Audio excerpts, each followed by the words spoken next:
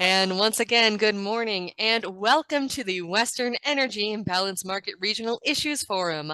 Before we begin, I will pass it over to Kathy to run through a quick safety briefing. As soon as Kathy gets her mic.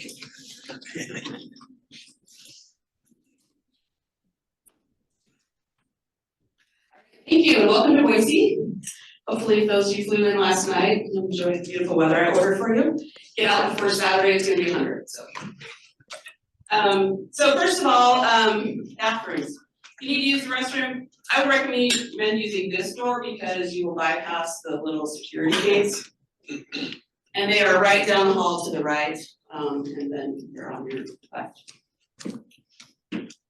And so there's men's, women's, and then there's a all users restroom as well. If we need to evacuate the building, we're going to exit out the building and we're going to go not to this parking lot over directly across the street. We're going to go to the parking lot on the kitty corner. And I will tell you, you probably saw a lot of construction going on down here. Drivers are frustrated, drivers are crazy. Please be careful crossing the streets. Don't believe that they see you. We have a lot of near misses as people try to cross the street over here. So watch for the cars, make sure they see you. And other than that, I think that is everything, so thanks. Thank you, Kathy. I would like to pass it over to Meg McNall, the RIF chair, to start the meeting. Thanks very much. Can you do a quick sound check? Is everything okay in the room? Great, perfect. Well, thank you, Kathy. Good morning, everyone, and thank you for attending the Western EIM Regional Issues Forum meeting on behalf of the RIF. Welcome to our second meeting of 2024. My name is Meg McNall, and I am a sector liaison for the California ISO Participating Transmission Owners, and I'm currently serving as chair of the RIF. We are delighted to be in Boise with this lovely weather today, and we'd like to thank Idaho Power, Kathy Anderson, and the Idaho Power team for hosting us. We really appreciate it.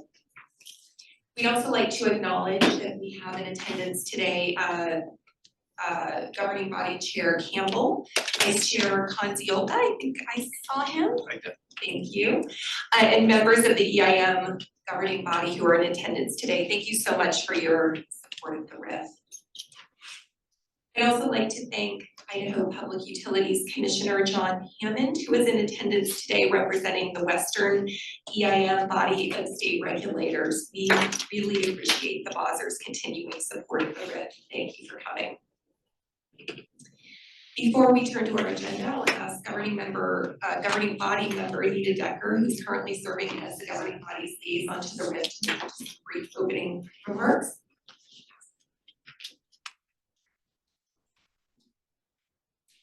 Thank you, Meg. And I was hoping this was a microphone so we could pass it around.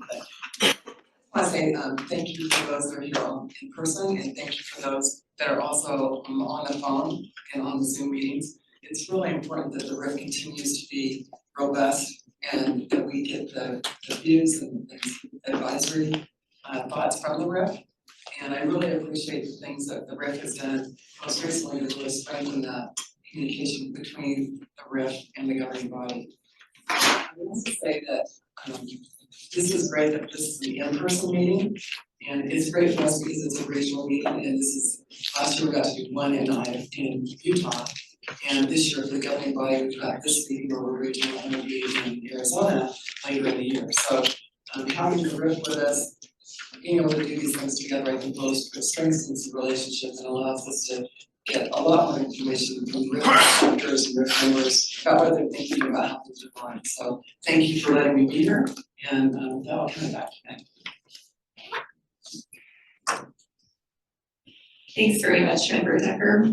So turning to our agenda today, we have a pretty full schedule. We're going to spend most of our time this morning talking about virtual power plants and their interaction with Western electricity markets. We have a really strong panel of experts both here and online to provide presentations, and we're hoping to leave plenty of time for discussion and questions toward the end.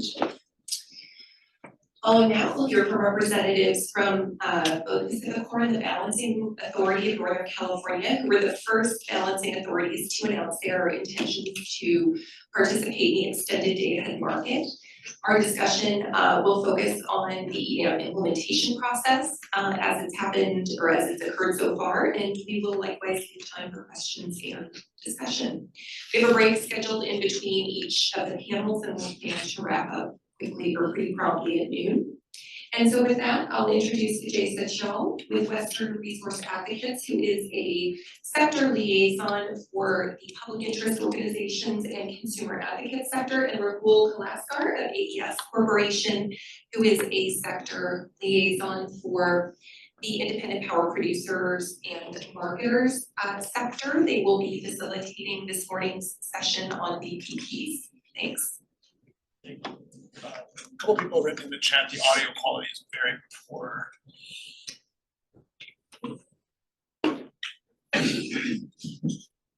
Can somebody just try speaking? Can anyone hear me?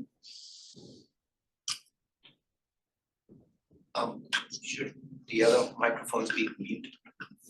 It's just background noise, so if somebody's speaking, all of the microphones should be able to be muted. Yeah, there are also in-room microphones, so I wonder if it's feedback with both. yeah, it might be. Maybe, are you able to hear us clearly now? We can hear you. It's just that there's a lot of room noise. I don't know if there's overhead microphones in the room or anything, but like there's a lot of shuffling of papers, and I think that's what the chat is alluding to. I will contact AV to come in. Yeah. Sometimes having dual microphone connections can create challenges.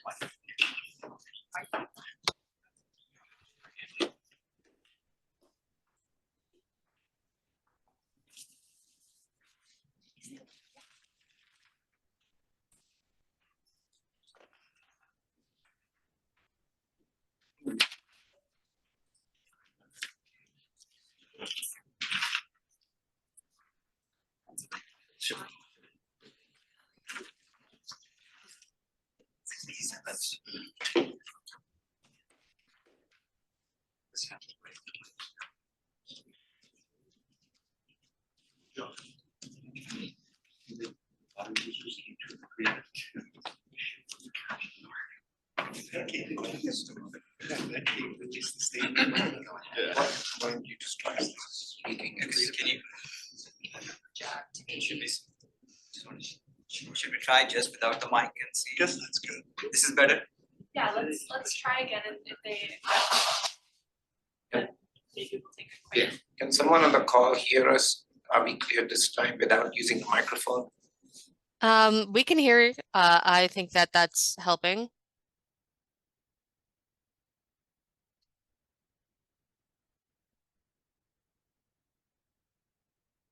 And now it went silent.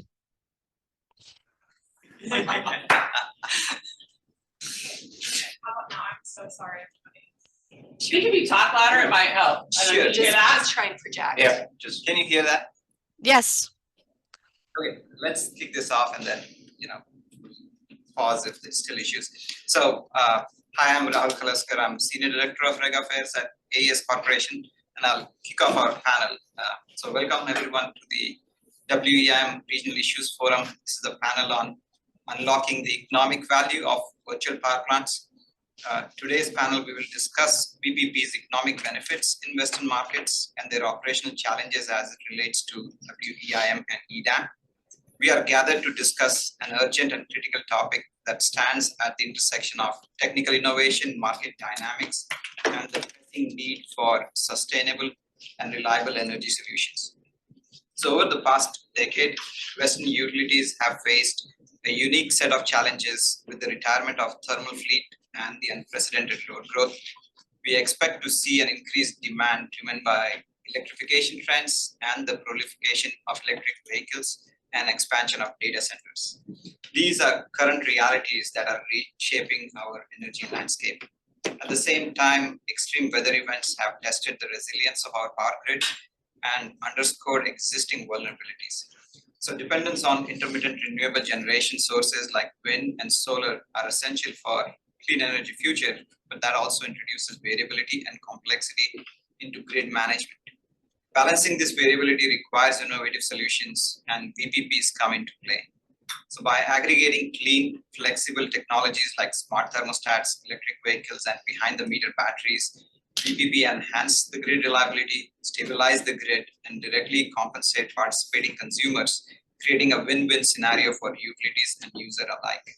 So today's panel, we will explore the market potential for VPP deployment in the West, analyzing achievable participation rates and the cost effectiveness of dispatchable technologies. We will discuss VPP's obstacles in engaging in Western markets, and we'll hear from Brattle Group, Kaiso, Portland General, and Renew Home. I'll hand it off to Vijay to add more information.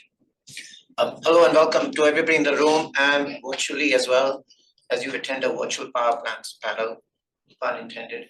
On behalf of the public interest and consumer sector that I represent, there was a strong interest in VPPs for the last 2-3 years. And what you see is a sectoral partnership at work in having this panel set up. I just want to touch on one other dimension why this panel is very valuable. I hope this is a 1.0 version of a further conversation next year that we can bring again in light of EDAM getting implemented or built up. How can VPPs play a role? The only other thing I would like to say is a big thank you to the governing body members, both sides, the Board of Governors or the governing body members here in attendance or virtually. I'll give it to our first panel speaker, I think is Rick O'Connell. Rick, are you able to hear us and do you want to kick it off? Yeah, thank you, Vijay. I'd love to kick it off. I appreciate the introduction. Hopefully everyone can hear me okay. Yes. Yeah. Oh, great.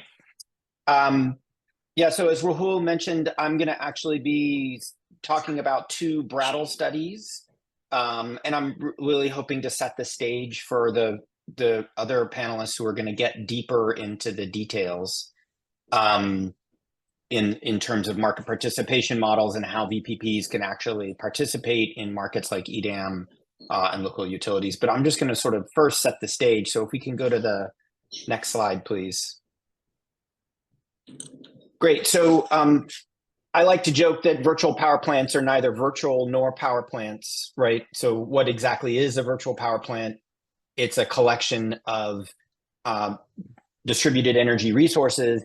And on the 2 Brattle studies that I'm going to be talking about, one was a national study that looked at a sort of representative utility and how VPPs could provide resource adequacy to that representative utility.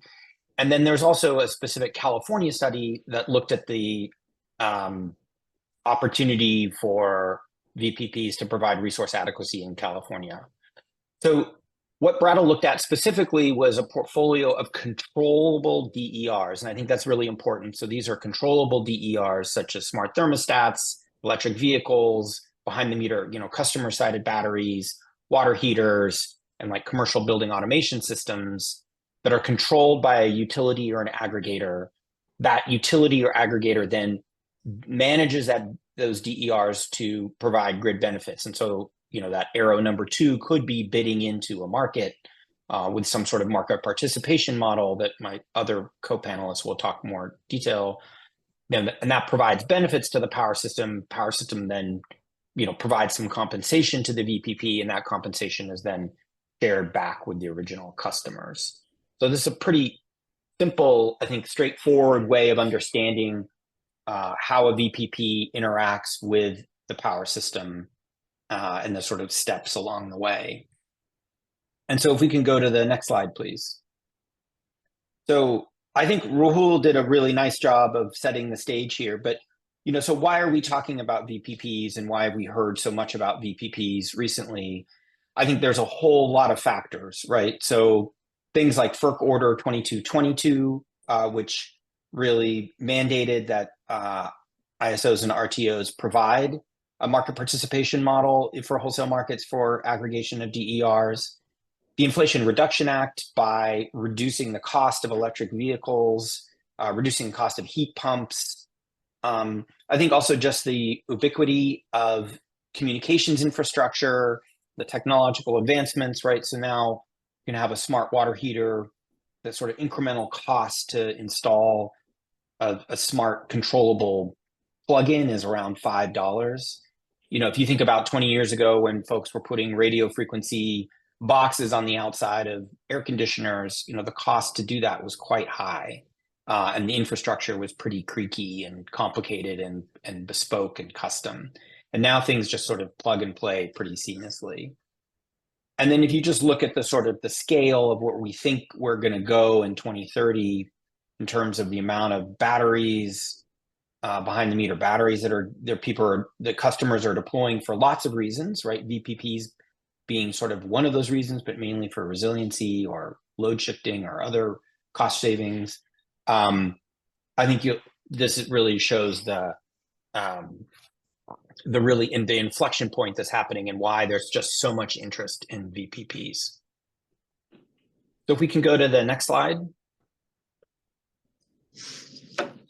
So I think everybody knows this, but just quickly what Brattle did, and I encourage you to check out both studies, the national study that Brattle did for Google, and then the California study that Brattle did for GridLab, my organization. They really looked at three energy sort of grid benefits, operational value that VPPs could provide.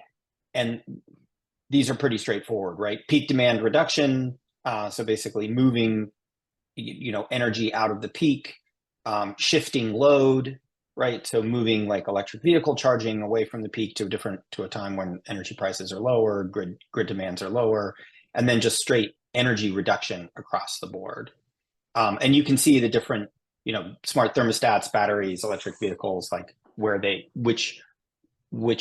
play. I think, peak demand reduction and load shifting are going to be the primary grid values that VPP provides. So if we go to the next slide. So in the national study, Brattle assumed a roughly, let's say like a 3.5 gigawatt utility with about 1.7 million customers, roughly a renewable mix of about 50% wind and solar. And what would a modeled kind of, here a virtual power plant of really like what would 400 megawatts of resource adequacy? So really here a VPP acting like a combustion turbine, acting like something that could operate roughly 63 hours of the year, could operate up to 7 consecutive hours, and use the combination of batteries, managed EV charging, water heating, thermostats to reduce load by 400 megawatts. And again, just a plug for Brattle. I think Brattle does a really nice job in providing a technical appendix to all of their studies. So there's this very nice kind of front end of showing the results. But if you really want to dig into the details and get into understand what the adoption rates that they were assuming and the costs and all that sort of stuff, they provide all of that detail. So if you're interested in that, that's all available. So if we go to the next slide. So this virtual power plant, sort of really competing with a gas peaker or even a battery, really has a much lower cost because you're really just paying some incremental benefit to the customer to sign up and participate in the virtual power plant, because this customer has purchased, deployed the capital for other reasons, and this is an additional payment to the customer to provide the benefits that the VPP does. And so really what Brattle found is that the VPP is roughly half the cost of a gas peaker or a battery, with much lower net costs. So another reason I think that VPPs, there's so much interest in VPPs, is that people are understanding that you can deploy them much more quickly by leveraging existing customer infrastructure, and you can deploy them they're much more cost effective than a peaker or a battery. This is not to say that I personally don't think that VPPs are going to replace gas peakers and utility scale batteries, but there's still definitely opportunity in the grid for all of these resources. Now I'm gonna, if we go to the next slide, I'll switch quickly to talk about specifically about the California study.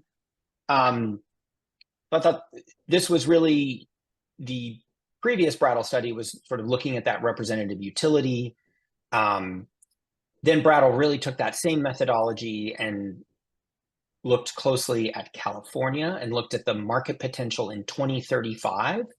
So roughly, just a little over 10 years from now, looking at the market potential for virtual power plants to provide resource adequacy in California.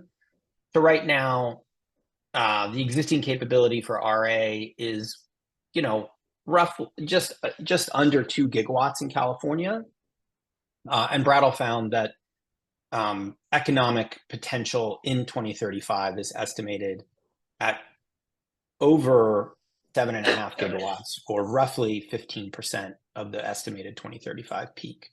So pretty significant, right? So I think that's the other thing that's really important, is that people think, wow, VPPs, great idea, really interesting, not to scale, not ready, can't sort of meet a significant portion of the resource adequacy needs. And I think Brattle's work showed that that VPPs can actually meet a pretty significant portion of California's RA needs. And then if we can just go to the last slide. And just a reminder, here's the economics of that VPP. So understanding like the statewide, California-wide VPP potential, huge potential. So the avoided system costs roughly $750 million. And most of that, right? So some of that, obviously, and then the costs, a lot of that are marketing. There's some infrastructure costs, such as DERMS, but a lot of those dollars then flow back to the participants, right? So the other thing that I think is really interesting about VPPs is the money that you're spending isn't going into a gas turbine or utility scale battery, but most of that money is actually going back to your customers. So it's helping with affordability, which I think is, obviously an incredibly important topic for regulators at the moment. So that's all I have. Rahul, Vijay, I'm not sure if we're going to hold for questions at the end, but I think the folks that are coming later, what I was really just trying to do is just sort of set the stage as to what's the potential, what are VPPs, and then we get into the details. We're going to hear from others, really into the details of how VPPs can actually interact with the market and what that looks like. Thank you, Rick. That was perfect. And we will take questions at the end from everyone. So if all the others on the call, if you don't mind, we'll take questions later. I think we'll go next to Jill, I think with Cal ISO, if you are on, Jill, please. Perfect. Thank you. Thank you, Rick.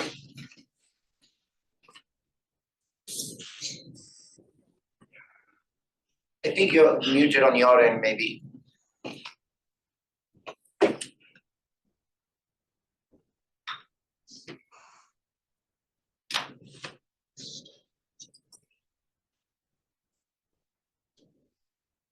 Okay, I think I'm now unmuted. Is that correct? Yes. Can I be heard? Welcome. Okay, great. Yeah, thank you. Thank you, Rick, for that great introduction of VPPs, and interesting to see that market potential that is there, particularly in California. I don't see my presentation coming up, but I can start with kind of just a comment about the discussion we're having here today about operational benefits. In order to obtain those operational benefits from DERs and DR and wholesale market, there must be a market participation model. We call it a market participation model, and available for them to access those markets and provide those grid services that they're capable of providing. So in my presentation, I'm really here to introduce the current models that are in place for DERs, DER aggregation, VPPs, and the updates that we're making to at least one of those models that was mandated under FERC Order 2222. Spend some time a little bit to talk about the successes we've had for the use by DERs utilizing these participation models, as well as what I like to term now as load-only VPPs, our demand response ability to provide these grid services. While the ISO currently hasn't had a great participation success for the more complex VPPs, DER aggregations, but there is ability through a participation model to access the wholesale market. So if we go on to the next slide. So as mentioned, the participation models that we have are technology neutral and focus on resource capabilities and those capabilities to provide different types of market services. So there's three major categories of participation models that distributed energy resources can participate with. The first is a model that really just looks at their ability to generate only. So this is really something that's been utilized by standalone distribution connected generators. So we have distributed generation that is participating. They're participating because they're at a fairly, relatively larger size, 0.5 megawatt, 1 megawatt, and they're able to participate utilizing this type of participation model because they're just generating, again, standalone, or we do see some aggregations at one point of distribution interconnection from these DERs. The second major category are those that are just reducing load. And so this is really traditionally what we think of as our demand response participation models, doing traditional load drop.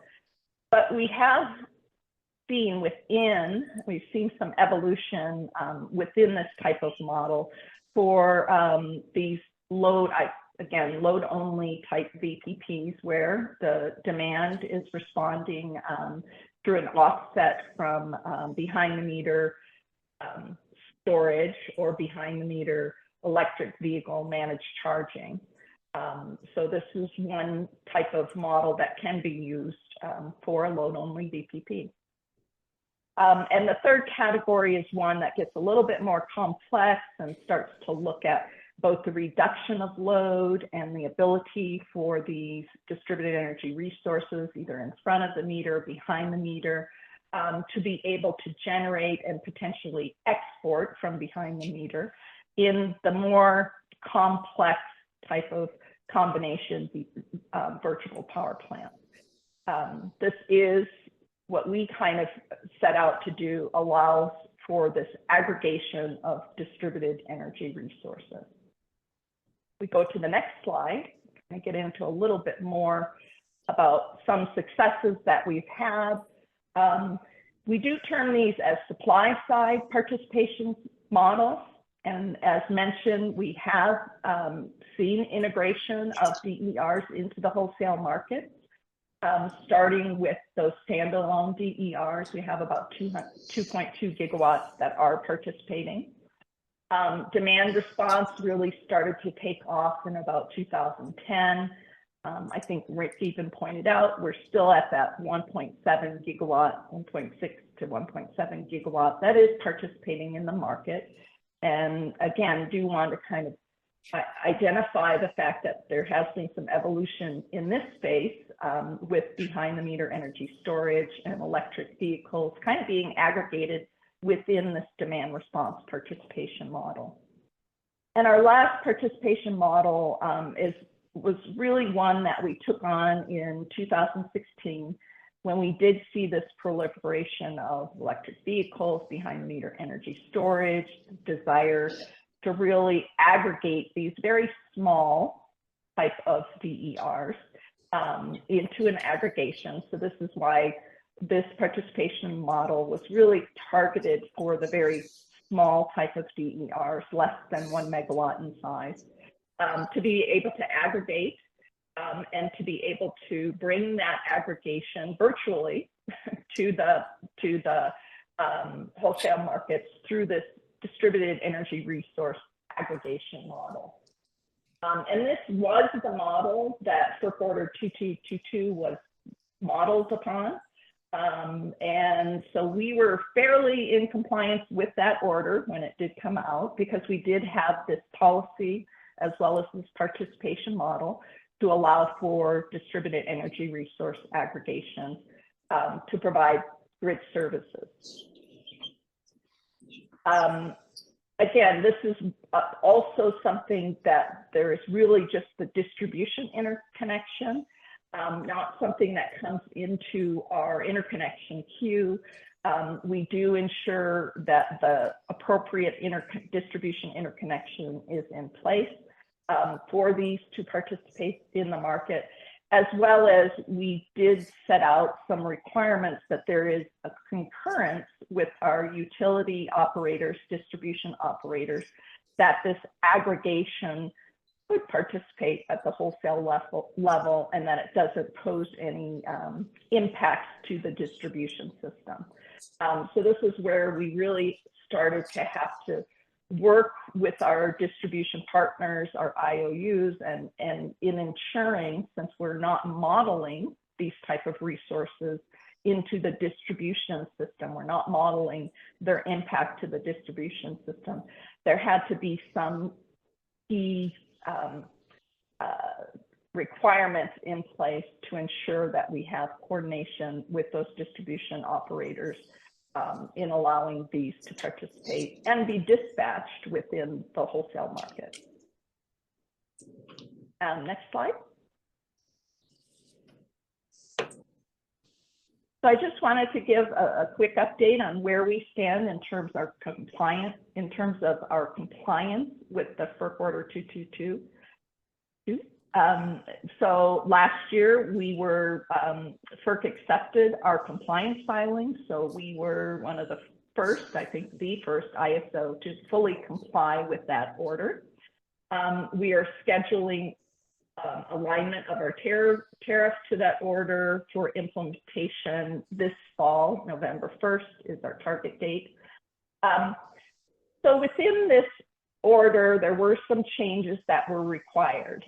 Most of them were requirement changes. The first being the lowering that minimum capacity from a 500 kW aggregation size to 100 kW. The other was in clarifying that DERAs could not receive double compensation. So we did not have this clarified within our tariff. So there was a requirement under this order that DERAs are not being paid both at a retail program compensation or for that retail energy at a retail price, as well as some wholesale participation and compensation at the wholesale level for capacity energy or any other service. And then another kind of more of a process type change was this notification process that has to be in place to inform the ISO, as well as then the ISO informs the distribution operators as to any changes in those aggregations. So there is somewhat of a registration because we're not interconnecting these and they don't go through an interconnection process. We do have somewhat of a registration process in place to understand what these aggregations are comprised of and if these aggregations are changing over time. I think the biggest lift from a technology standpoint for implementation was in an actual change to the participation model. And this was to ensure that we could accommodate what we termed as heterogeneous DERA distribution, DER aggregation. Previously, our DERA model really was looking at more of the distributed energy resources that we're generating. We did accommodate load reduction, but it had to be a directly metered load reduction within that aggregation. So it was somewhat heterogeneous, could accommodate that. But FERC has, in this order, wanted to expand the capabilities of demand response within these aggregations. So the aggregation also now allows for demand response. I think we recognize them as demand curtailment resources, DCRs. That could be measured differently than just having a meter and measuring a load response, but it could be measured through a baseline. So very similar to how we do this within our demand response model, but kind of bringing this into this DERA model and allowing for demand response to be just another distributed energy resource within that aggregation. So those changes are coming in this fall. If we go to the next one, I think I'm moving a little bit away from the previous conversation was really about what we're doing on the supply side participation, for supply side participation. I did want to kind of highlight that there is a demand side option that's available for demand response participation in the WEIM. And this demand side DR, how it's accommodated is through the reduction of the entity's base load forecast, excuse me, into the real-time market. And this is done through what we term as a load forecast adjustment in their in their short-term load forecast. It reduces the shown capacity needed to be able to support the loads, the load and pass the RSE. It's as part, once the load forecast adjustment is made, it requires deployment of that demand response. So it's required to reduce that load. So from a market standpoint, it somewhat looks like and is valued as a self-schedule of that load reduction. And again, that DR deployment is expected, and it's expected that that forecasted load reduction does show up. So there are these two options that are available within WEIM in terms of representation of at least demand response at this time, could be extended to virtual power plants. So these options include the supply side options that we talked about that can be dispatched in real time based on prices and conditions. They're bid in, price responsive, and this load forecast adjustment where the WEIM entity has the full control of the dispatch and the scheduling of that value, that dispatch value. And it's not directly in the EIM market and not directly price responsive within the market. I did want to kind of highlight this because it is something that is being utilized by our WEIM entities. And I think some other panelists maybe will be discussing this a little bit more in detail. I think that is my last slide. Thank you, Jill. We will now move on into the more exciting part of this panel, where now we'll hear from an EIM participating entity and also then from a DER provider perspective. So that is the approach to this panel. So thank you, Jill, for setting it up and how CalISO looks at PPPs. Next, we'll go to Jason at Portland General Electric. And Jason, can you hear us? Me?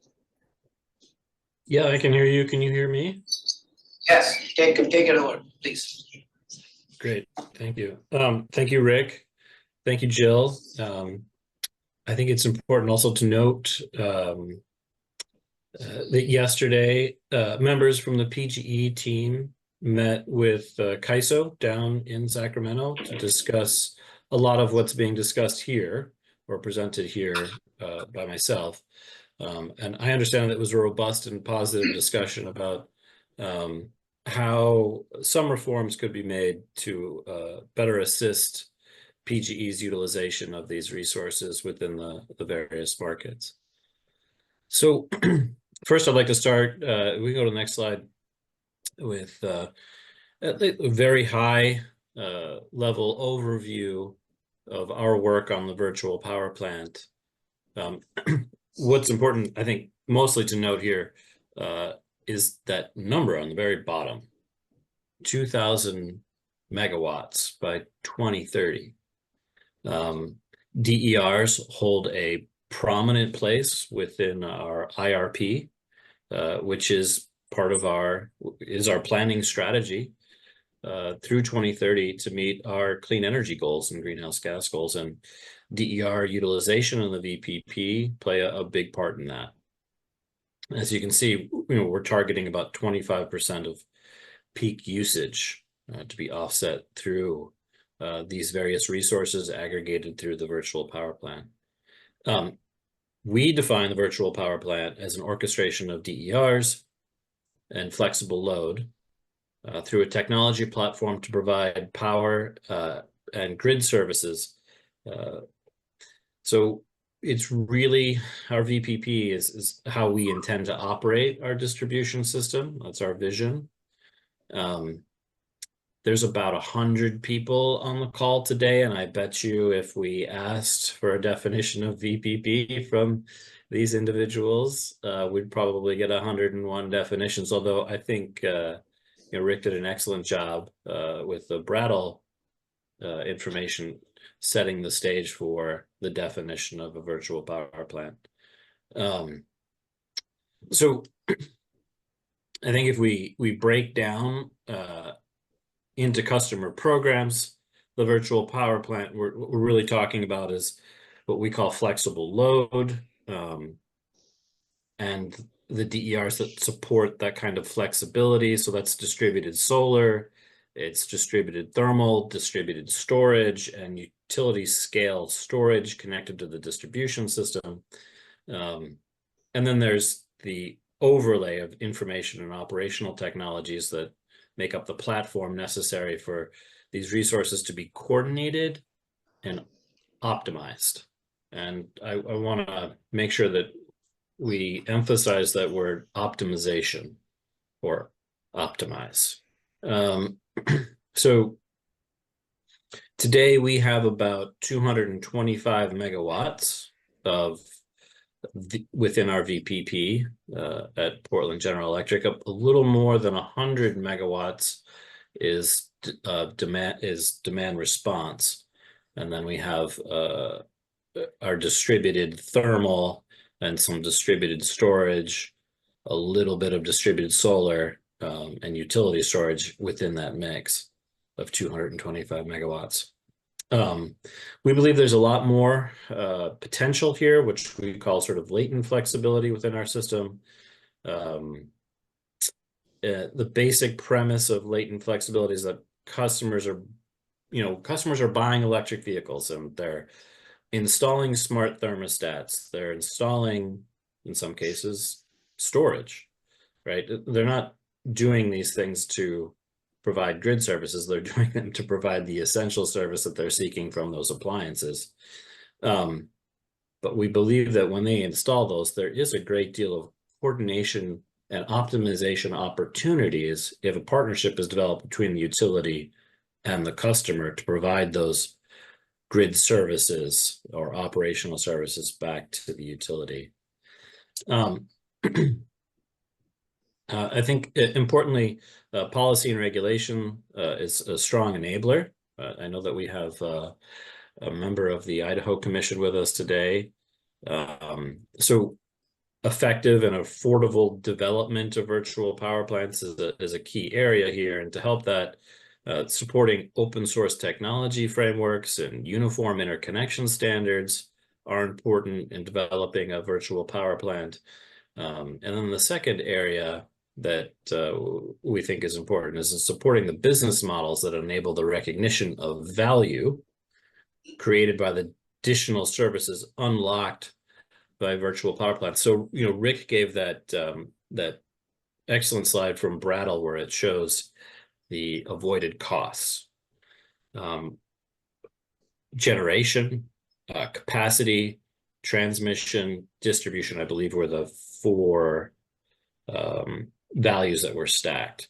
There are additional values of the VPP lens to the system and to customers. Rick noted that there was a benefit to the customer in the sense that these incentive payments go back to the customer as part of this sort of relationship or partnership between the customer and the utility.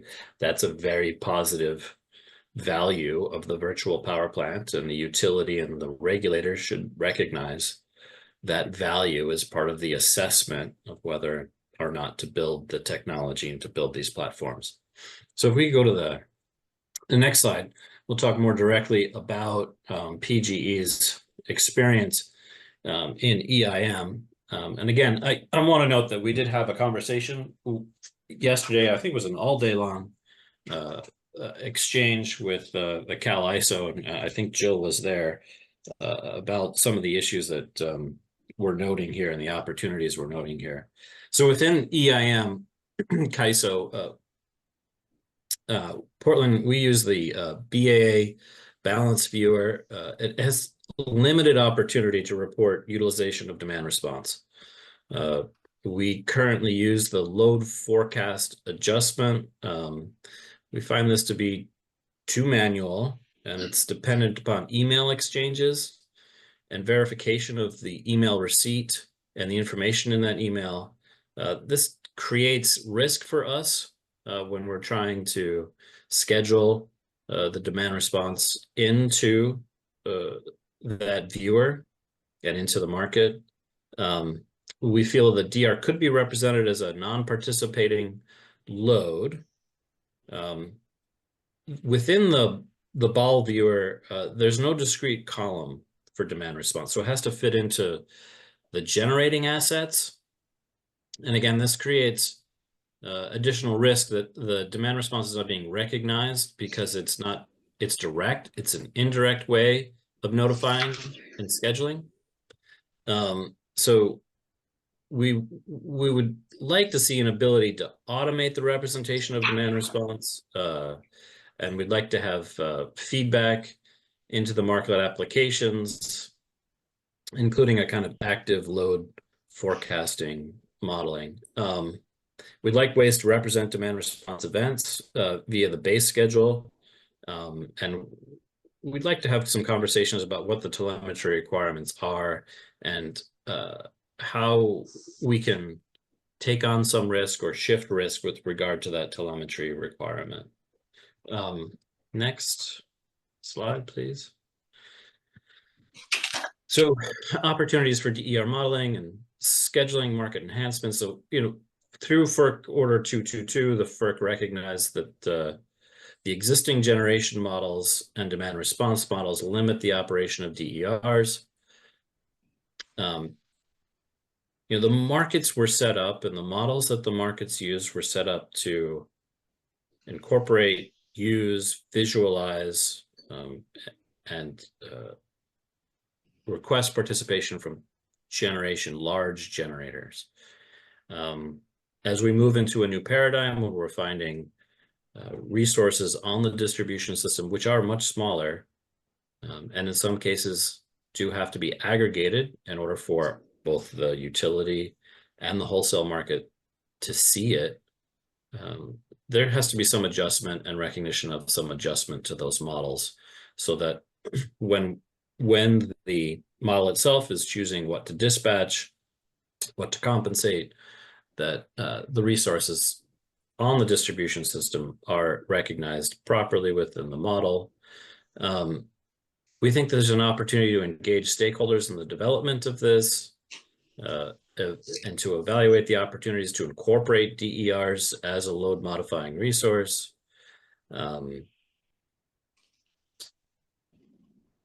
We'd like to have some discussions about, again, the modeling that the CAISO uses and perhaps doing some updating to that, updating the bidding and settlement requirements. I think this goes back to the telemetry requirements and metering requirements, and who's responsible for those. What do we actually need? What variances are allowed? And seeking to develop a DER structure requirements that harness the greatest system value possible for the DERs. We know that from some of the resources that participate in California, that sometimes the structure of how those resources are able to participate in the market or participate with the utility limit the services that the DERs can provide, or limit the services that are recognized and the value of those services that are recognized either by the utility or at the wholesale market. So we do think at a high level, there's an opportunity within the IAM to allow a base schedule for demand response in a common application. I think that'll kind of immediately assist Portland General Electric in getting the greatest value from the resources in which we have invested in. If we go to the next slide. So knowing that we have state regulators in the room, just put together a quick slide on some of the items that the state regulators could assist with or could keep top of mind as they move through some of the policies associated with these markets and associated with the development of VPPs and DERs. So, modernization of the interconnection and operational standards for DER, particularly for behind the meter resources, being able to set some standards about what communication is required from those resources, what metering is required from those resources, and how they can connect into the utility system so they can be utilized for something more than just peak load modification. There are a host of resources and services, grid services, that could be acquired from things like batteries in vehicles or rooftop solar when paired with batteries. So there's a lot of opportunity there that standards could help develop. Ensure market access rules include customer protections. So we must remember that a DER is a customer, and that is inherently what makes these resources pretty different from your supply side generation. Your supply side generation is a machine. It is it is predictable in that manner. Input equals output. But for DERs, there's a customer there who has a primary use case for the item in which they've invested, whether that happens to be a water heater, a car, or a battery. The secondary use case is what we're asking for from that service, from that DER, which is our grid services. So we should keep that in mind, and there should be some contemplation about customer protection. Support for distribution system upgrade investments. So as we start to develop our distribution system visions and plans for modernized grid, Portland General Electric is identifying and has identified that strategic future investment can be identified, and there should be some allowance for making some strategic investment that helps prepare the grid for assumed new load or assumed and forecasted penetration of DERs. That should, in the long run, under a benefit cost analysis, demonstrate benefits to the grid when these investments are made, not just in time, but ahead of time when we see forecasted load or forecasted penetration of DERs. And then, lastly, as the Idaho commissioner is here today, that is an excellent indication that our regulators understand the importance of the connection between the distribution system and these markets and the customers, which they have a fiduciary duty to protect. And so we see a unique opportunity here for our regulators, our state regulators, to be involved in the development of these rules and understanding how these wholesale markets incorporate DERs. And I believe that is the end of my presentation. Thank you very much. So thanks, Jason, for sharing insights on the real world examples of VPPs in the KAISO's EIM. We'll move on to our last presentation, last but not the least, from Alicia Van Noy on implementation of DER or VPPs in KAISO markets. Thanks, Rahul. My name is Alicia Vanoy, Regulatory Affairs Manager for Renew Home. Our company leverages technology to better manage home energy usage, helping people be more efficient and save money while promoting a cleaner grid for everyone. We were founded by the teams behind Google's Nest Renew software platform and Ohm Connect, a residential demand response aggregator. Our home energy management platform integrates with partners to provide users with a seamless energy saving experience. We operate in both KAISO and NYISO, in Texas as a retail electric provider, and we integrate with utility demand response programs across the country. Today, I'll be providing the market perspective, discussing enabling third-party VPP participation in the Western market. Next slide, please. I represent not only Renew Home, but also seek to represent the broader interests of aggregators.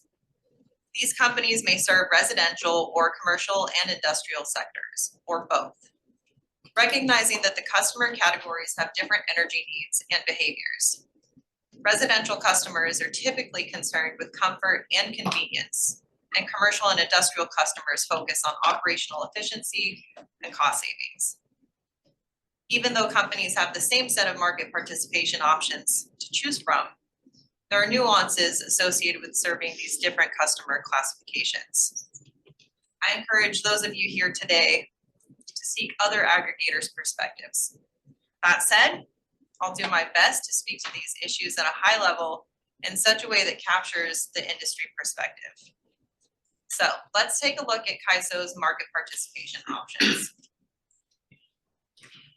As Jill mentioned, through robust stakeholder processes for policy development, KAISO has developed multiple participation options, and this goes back almost 20 years.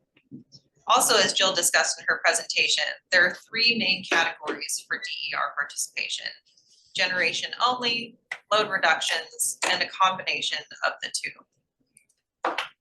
The proxy demand response, or PDR, is a market participation model in which load reductions are bid into wholesale energy or ancillary services markets. Within PDR is another sub-option called the load shift resource, or the PDR LSR, which allows for bidirectional dispatch and compensates PDRs for increasing consumption during negative pricing during oversupply events. In California, PDR is a resource adequacy product. Next, the distributed energy resource provider, or DERP, is a market participation model that allows for the aggregation of DERs that both generate and reduce load. This is the model Jill referenced earlier when she was discussing KAISO's FERC 2222 compliance filing. In California, this model does not qualify as a resource adequacy capacity product. There's also the non-generating resource, or NGR, which is a resource type market participation model created to account for the positive and negative range of a storage resource. It may either act as a storage resource, or if providing generation only, as a conventional generator, excuse me. And this last option is currently in the KAISO discretionary initiative stakeholder process. The modified PDR, or MPDR, is a joint proposal that Renew Home made with the California Efficiency and Demand Management Council and LEAP. It is based primarily on content that was provided by the CPUC's Energy Division during an August 2023 industry briefing. This proposal is designed to accurately reflect load reductions of PDR participants with behind-the-meter storage.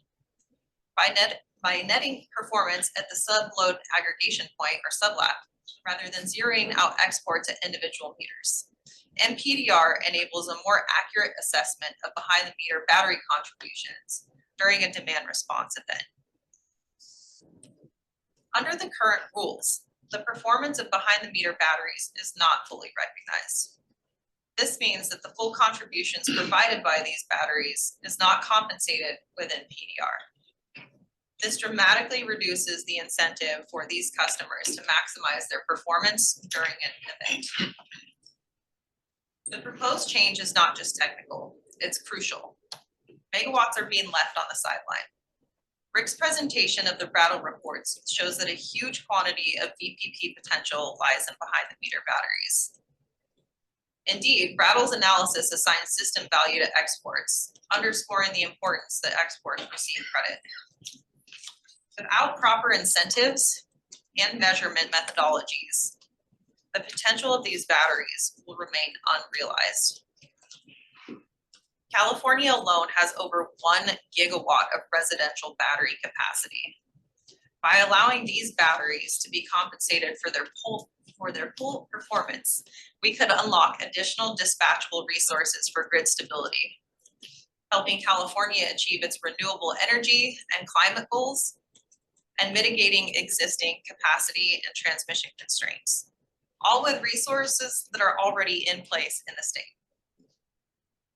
Specifically, the development of MPDR would constitute a substantial step forward in the ability for behind-the-meter battery exports to be credited as resource adequacy in California.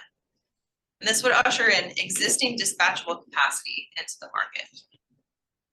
Now, given these market participation options, let's explore how these options translate into real-world use in the EIM and EDAM in the future.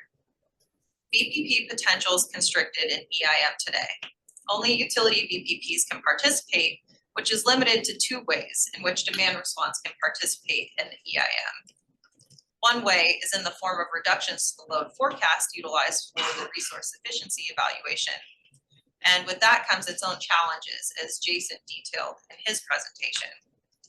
The second way is PBR, and not one EIM participant utilizes this option today, for a few reasons. First, as a real-time only market, some types of resources are excluded because they can't respond in the required time frame for the real-time market.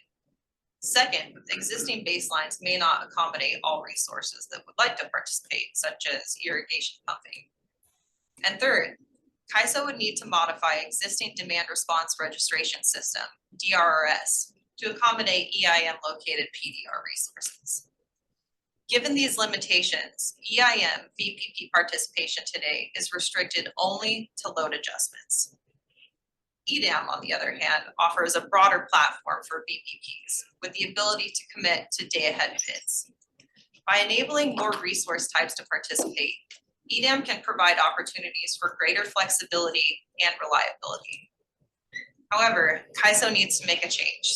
As I just mentioned, modification of DRRS is required to facilitate enrollments outside of the present-day CAISO balancing area.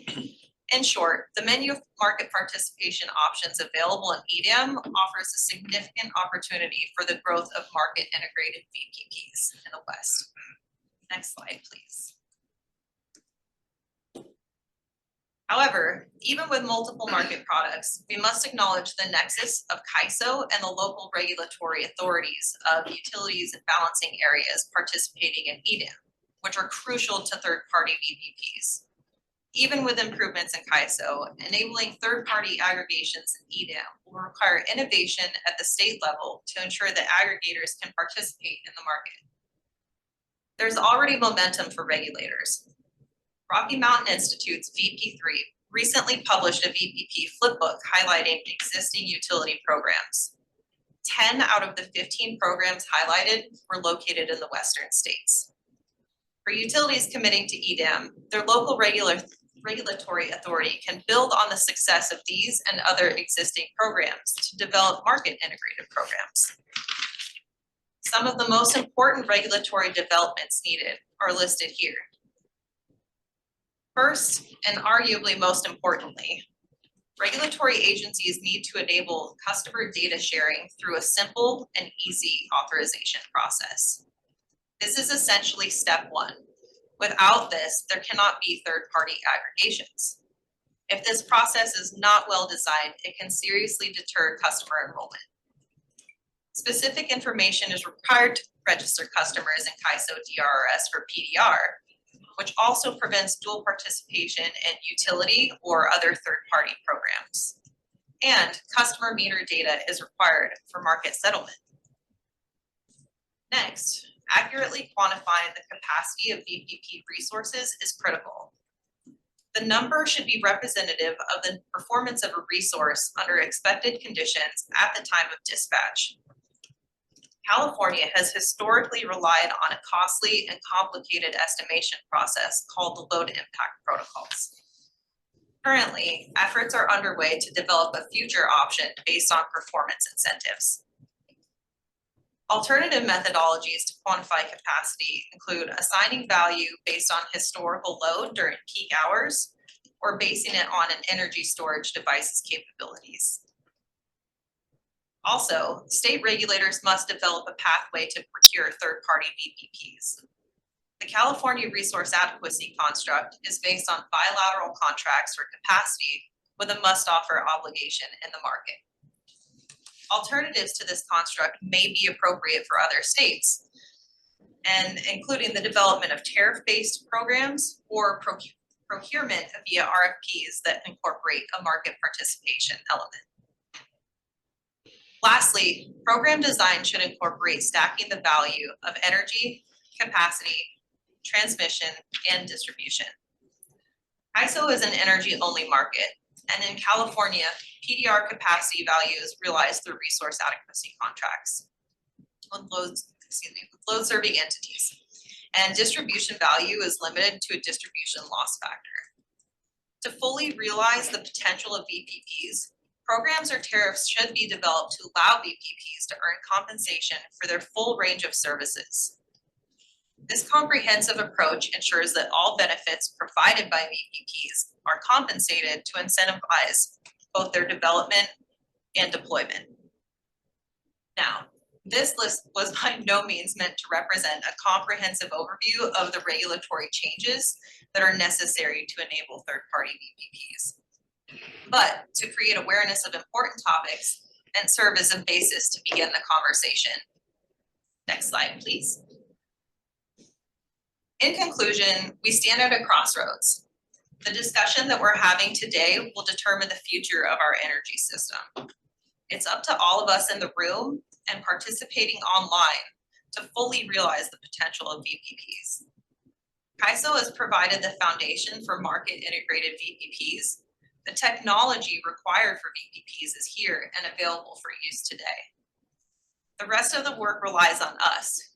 We need to work together to develop policies that will enable VPPs to flourish. The success of VPPs hinges on partnerships. Partnerships with utilities, partnerships with regulators, partnerships with device manufacturers and aggregators, and most importantly, partnerships with customers. We must work together to develop programs that have a simple enrollment process and offer adequate incentives to participate, to deliver the grid services when and where they are needed, creating value for both participants and non-participants. Thank you, Vijay and Raul, for organizing and facilitating this panel. Thank you to Rick, Jill, and Jason for sharing your perspectives on VPPs.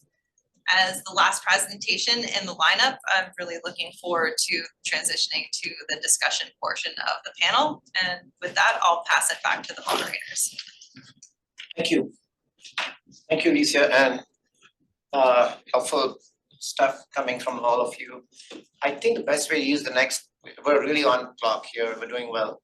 So to use the next half an hour, the cadence of dialogue we were thinking, Rahul and I thought we first go with each of the sector liaisons. In whether you're virtual or here, get the first shot at asking a question each. And then we can come back in the room and we go to the governing body members or folks in the room here, and then we can go virtual as well. I think Sienna will help us track if there are questions, or the moderator on the call, event organizer, can help us when we get to the folks online. Does anybody in the RIF liaison community want to take a shot at asking a question? We can start with you, Rahul. And then we can go to Scott. That's the same sector, so go ahead, Scott. You want to start, Raul? Go ahead. So, Thank you very much for all the presentations. My question is around qualification for resource adequacy, specifically for customer-sided batteries. So Rick's presentation had information about the value of EVs, value of customer-sided batteries specific to resource adequacy. When I think of resource adequacy, it's a very specific definition within the California ISO. It has a day-ahead requirement, it has a must-offer obligation, you have penalties if you're not available, and there has to be telemetry. The grid operator needs to be able to see those batteries. In a future construct, and Elisa, you talked about it a little bit to say the current programs in California do not give RA credit for customer-sided batteries when they discharge, and you briefly mentioned other states may want to think about different models. So my question would be, how can you get customer-sided batteries to count for RA either in California, and then for maybe Jason or maybe Josh, to put you on the spot, utilities that are RAP participants, how would you be able to get those batteries to count for RAP qualification potentially in a broader market? And then certainly, yeah, I'd like to hear from Jill as well. What would the California ISO want to see? So I want to know from everybody how this actually counts to the information that, say, Rick put together, putting the theory into practice. I'll let the respondents decide who wants to take this first. All right. There's no order here. I can take this first. So in California, there's actually already been efforts within the CPUC to allow batteries to qualify as resource adequacy capacity. However, at the time, the commission decided that they just weren't ready to make a decision on that yet. But I think, you know, they're such a huge part of the conversation, and we have a really tight RA market in California, and maybe this is the impetus to get that conversation going again and get the commission to make a decision to determine a way to quantify the capacity that those resources can provide. Jason or Jill, do you have any other thoughts? And then we can touch the RAP angle.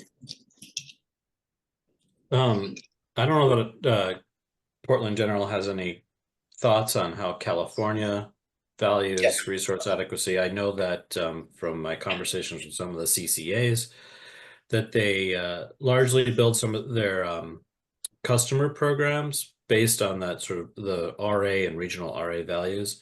For the Pacific Northwest on resource adequacy values, I'm going to phone a friend here. Pam Sporborg is in the room and should be able to help here. So for RAP, there's two opportunities to count customer-sided resources. And one is as a load modifying resource so that you just are overall lowering your RAP load obligation. And the other is to move them out of the load obligation and count them as a supply side resource. I think we are still, we're currently reflecting them on the supply side, but we're evaluating what we want to do long term as that program goes binding and the rules around customer sided resources become more refined. Does CalISO staff have any thoughts or go ahead. Yeah, I think Alicia touched upon this. So there is some value to behind the meter resources that is obtained within resource adequacy through the demand response, but it is a load only, load only. And she touched upon some changes under a demand response kind of model, how potentially more of that capacity, that exported capacity, could be considered and qualify for resource adequacy. The ISO is kind of, quiet on the qualified capacity valuation. I mean, we do provide input to our state regulators as to how we think that it should be qualified. But our role is, once it is identified and qualified for capacity value, to ensure that it is has a must offer obligation within the market.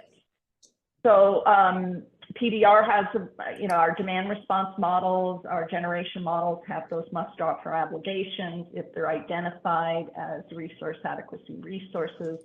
within our DERA model, and we did not have a must offer obligation, and this gets back to the fact that there has been no identification as the potential use of that model for resource adequacy, because of the fact that it would need to have that qualification and capacity evaluation kind of figured out before then we would set those must offer obligations for that type of resource. So that's my input. Thank you. I assume, Rick, you're fine, so we'll go to another sector. If anybody from the RIF community, the liaisons are online, Lindsay or anybody else, do you have a question, or I have a question to throw in the meanwhile, if folks like? I think the ISO participating sector would like to ask a question. So Jonathan, please. Thank you again for the presentation this morning. It's very enlightening. And I appreciate coming at the sort of problem from a number of different sort of perspectives. There are a lot of questions I have, but I'll just sort of go deeper into, you know, the idea of a DR event being built into, I guess what you would say, it needs to be identified in advance in order for it to be included in the base schedule. And I think we're having problems doing that, not behind the meter with storage, and so that we're ensuring state of charge.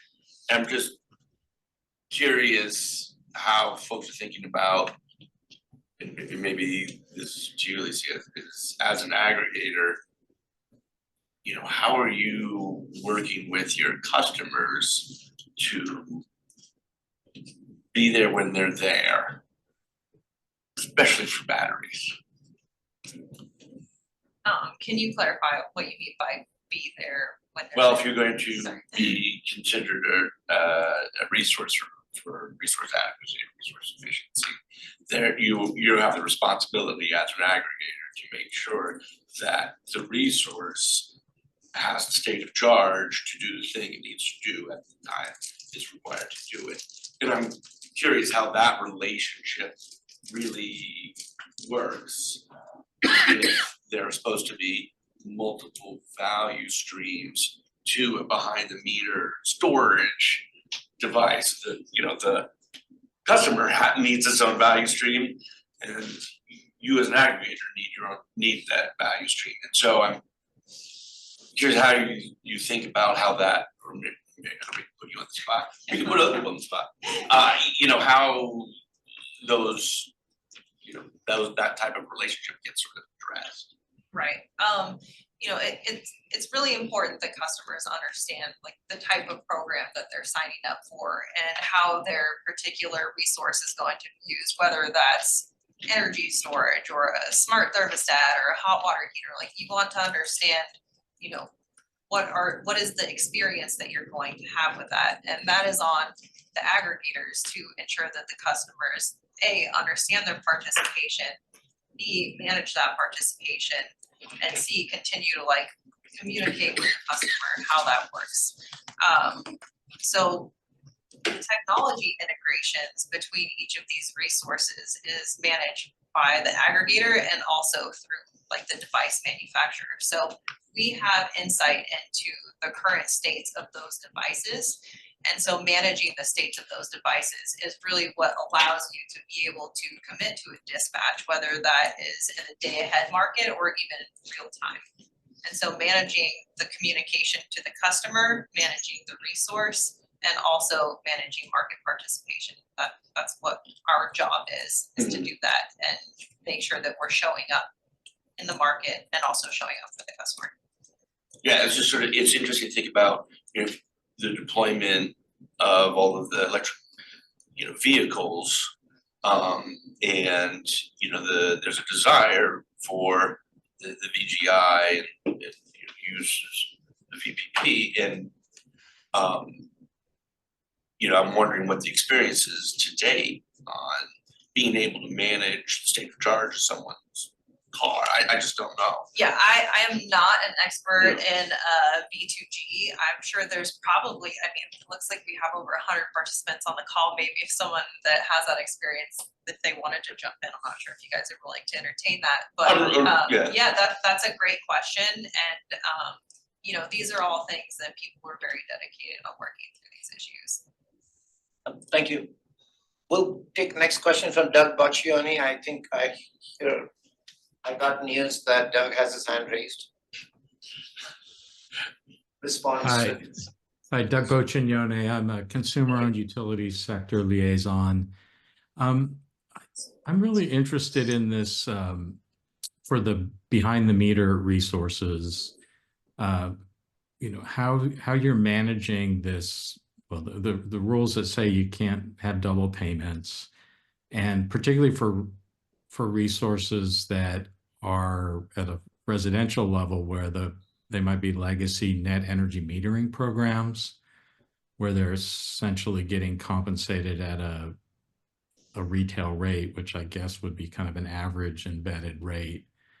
How do you address that with the reality that you're in a wholesale market that has marginal prices, and then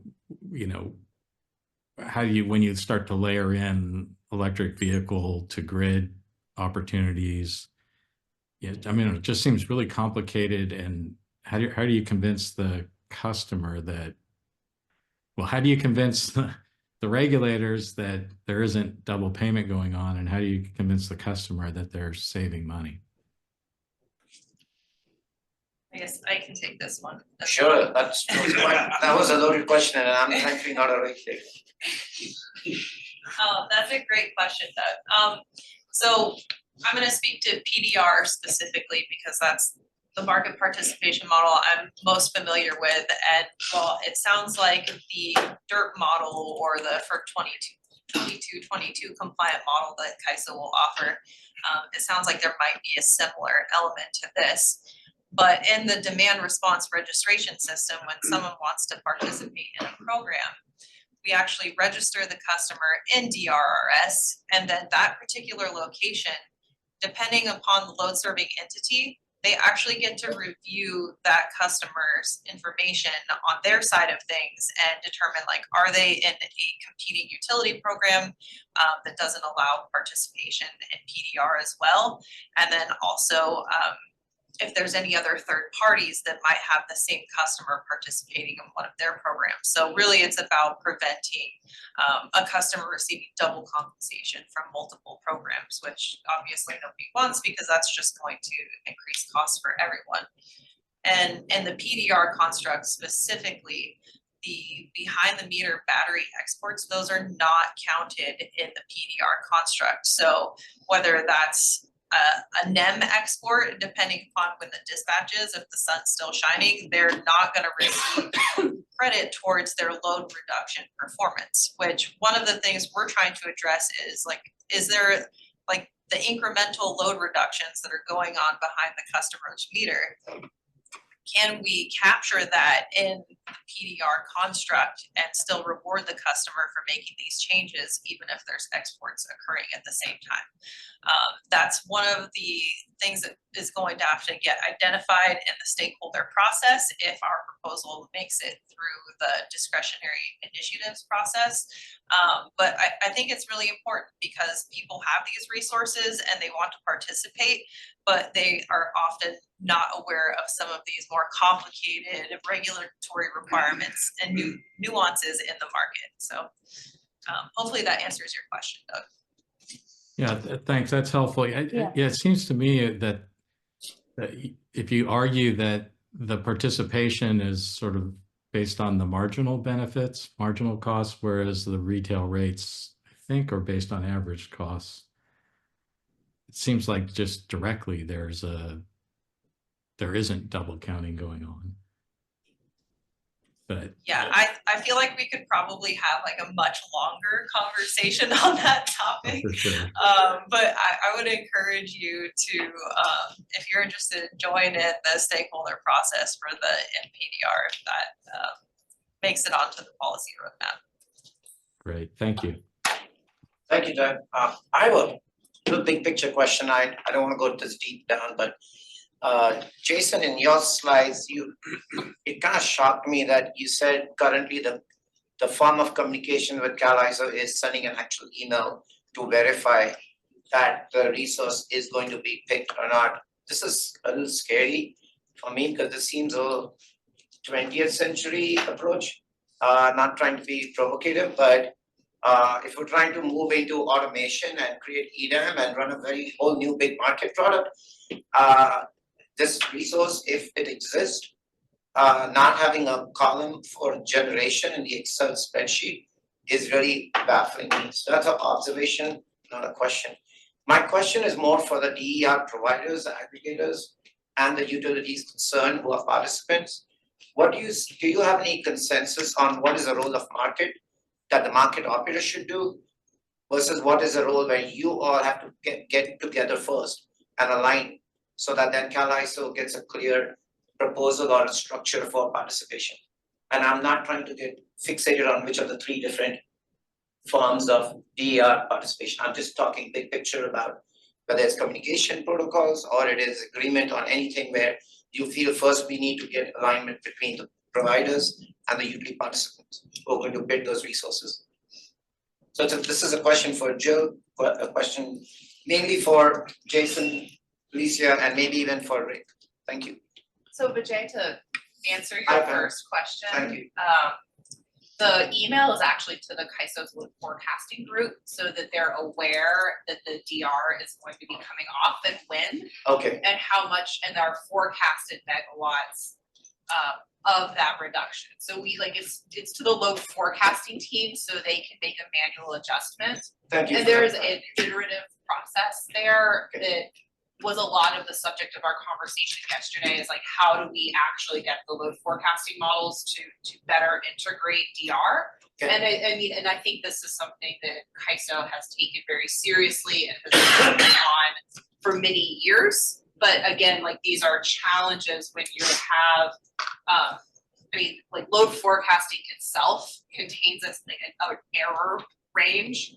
And when you're talking about load reductions of, 20 to 70 megawatts, that is within the model's error range itself already. And so making sure that the model is able to recognize the difference between a demand response and like a normal load variance or a forecasting error. I think that's, again, outside of my expertise, but I know the CAISO forecasting team has been working on this for a very long time and is continuing to make progress on making it better. So that's where the manual email comes in. We are not able to bid our demand response resources today due to programmatic contract limitations around the time that they're deployed. Okay. So our DR resources are day ahead resources, and the EIM is a 4-hour look ahead and commits resources hour ahead. And so there's a just contracting mismatch between the EIM market and the DR resources. And we're continuing to, again, talk to CAISO and evaluate options for getting those to be more of a bid-based opportunity as we go into EDAM. But there's an entire list of things that we are working on as we go into EDAM, and that one is, I think, probably something that's going to continue to take partnership with the market design team as well as the other EDAM participants to be able to get a good solution for those resources in the EDAM marketplace. Thank you. That's very helpful clarification, and I wasn't trying to cast aspersion that how come it's manual approach of communication. But that's helpful, very helpful on the timeframes also, where currently DR is being useful or available versus not. Just to clarify on my original question, if anybody has any thoughts on the role of market operator versus what the aggregators and utilities could work on. If anybody has any reaction, I would love to hear. Thank you.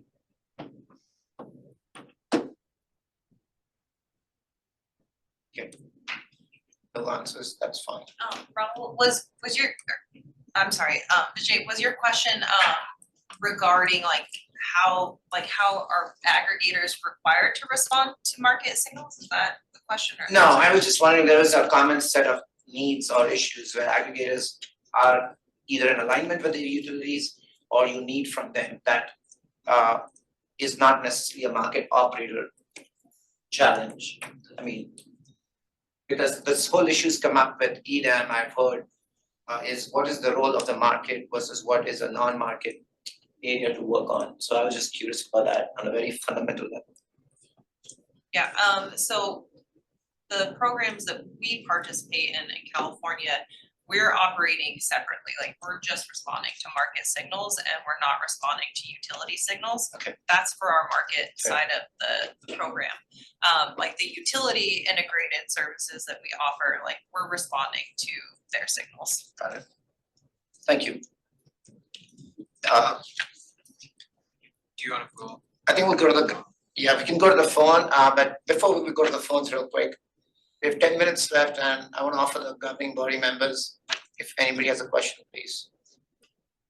Chair Campbell, Member Decker, Member Prescott, okay. Let's go to the phone. So I would just remind folks that because we have a quorum, that the other members, so just. Okay, yes, thanks for the reminder. Thank you. Yes, I saw that visual. Moderator, can you please help us if there's questions online, please? All right, as we move into Q&A, please feel free to place yourselves in the question queue by using the raise hand icon in Zoom. You will see a pop-up appear on your screen when you have been unmuted. Please click on that pop-up to accept being unmuted. And once you are unmuted, please then state your name, the company you represent, and your question. If you were joining us via audio only, you can dial #2 on your telephone keypad. You can also still submit your questions using the chat. But let's go to the first person in the queue. Hello, this is Jerry Melcher at the Public Advocate Office. Can you hear me? Yes, please. Oh, huh. A couple items. Obviously, a very important topic. Anyway, been long history in this topic, and you know, I would thank Jason for his presentation because Portland General Electric has had a very successful VPP program that was started by Joe Barr and Mark Osborne, what, 20 years ago, Jason? Does that go back that far?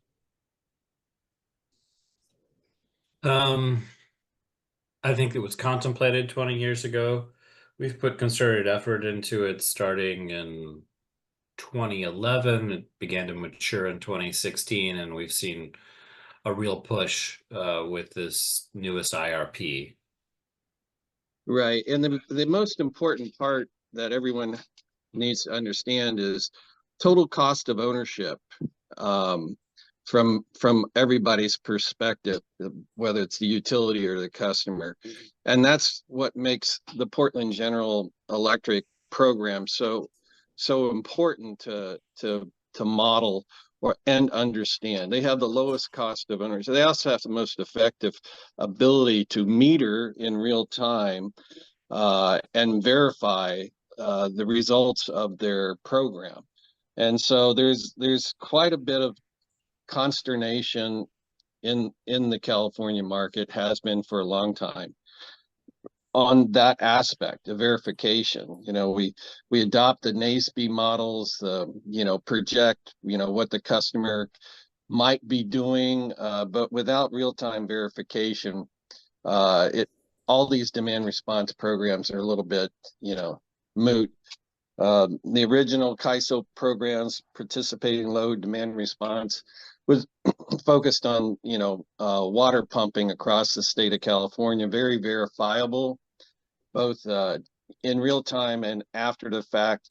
We need to make sure that settlement quality meter data standards are implemented. Right now, CAISO's got an initiative called the Penalty Enhancement DR Investigation and Tolling, which is really addressing the fact that demand response projections that have been set up throughout the state don't meet, any level of either forecasted verification and actual operation. So anyway, thank you very much. And the other thing I had was we have a Sorry, do you have a question, please? Sorry, we're trying to make the best use of the 10 minutes left. I was just curious if you had a specific question. One last thing.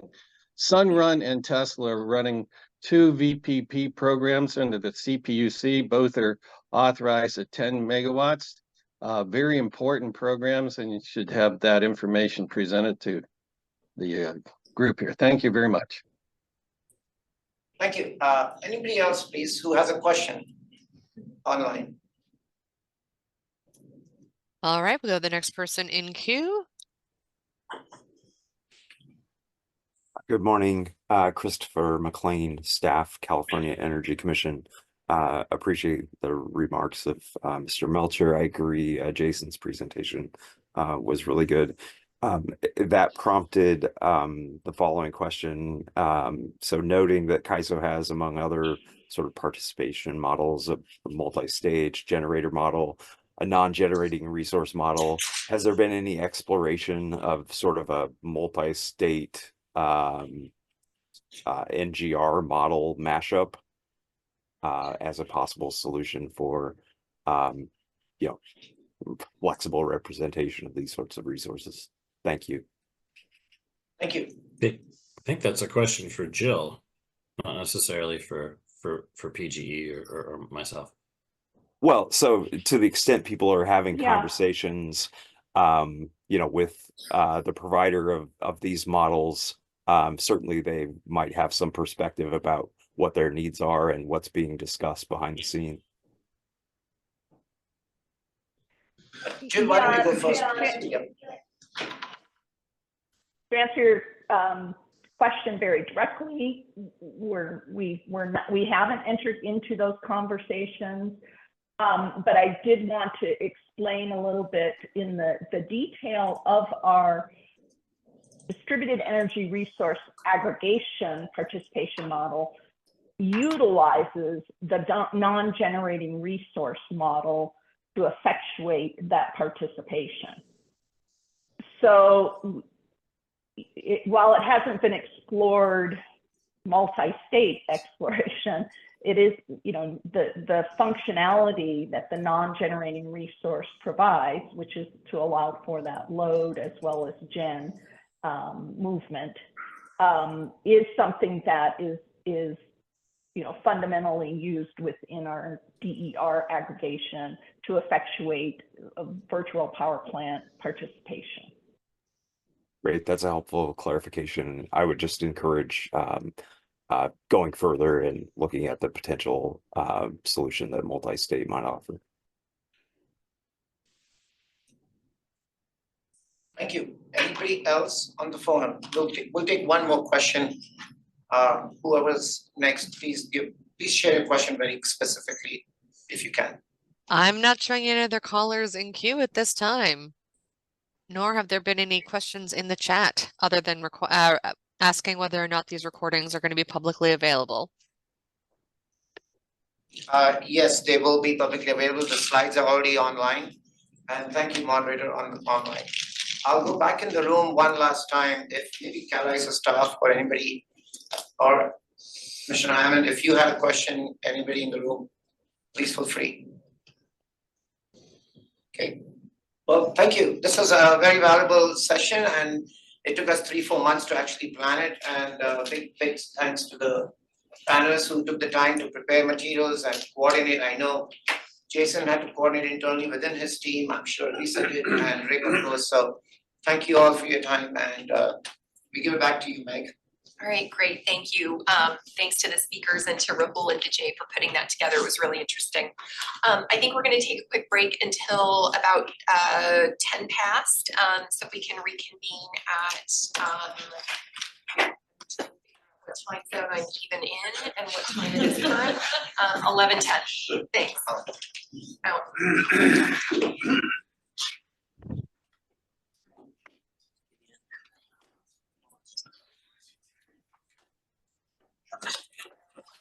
Nice to see you.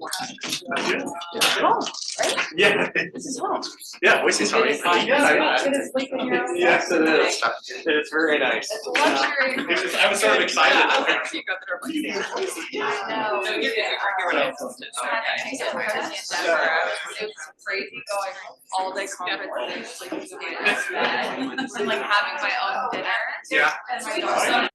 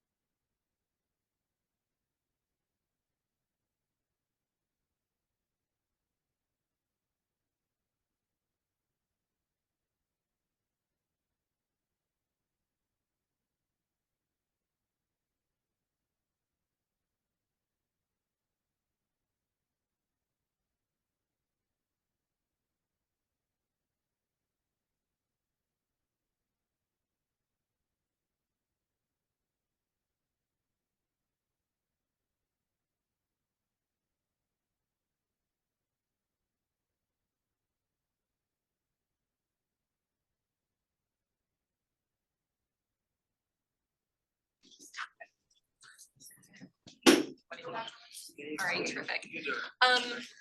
So next up, we have a panel discussion with representatives from Bank and Pacific Core to talk about EDM implementation. And I am going to turn things over to my colleague, Lindsay Schleckaway from NV Energy, who is a sector liaison for the EIM entities, and she should be online. Here she is. Hi, Lindsay. Hi,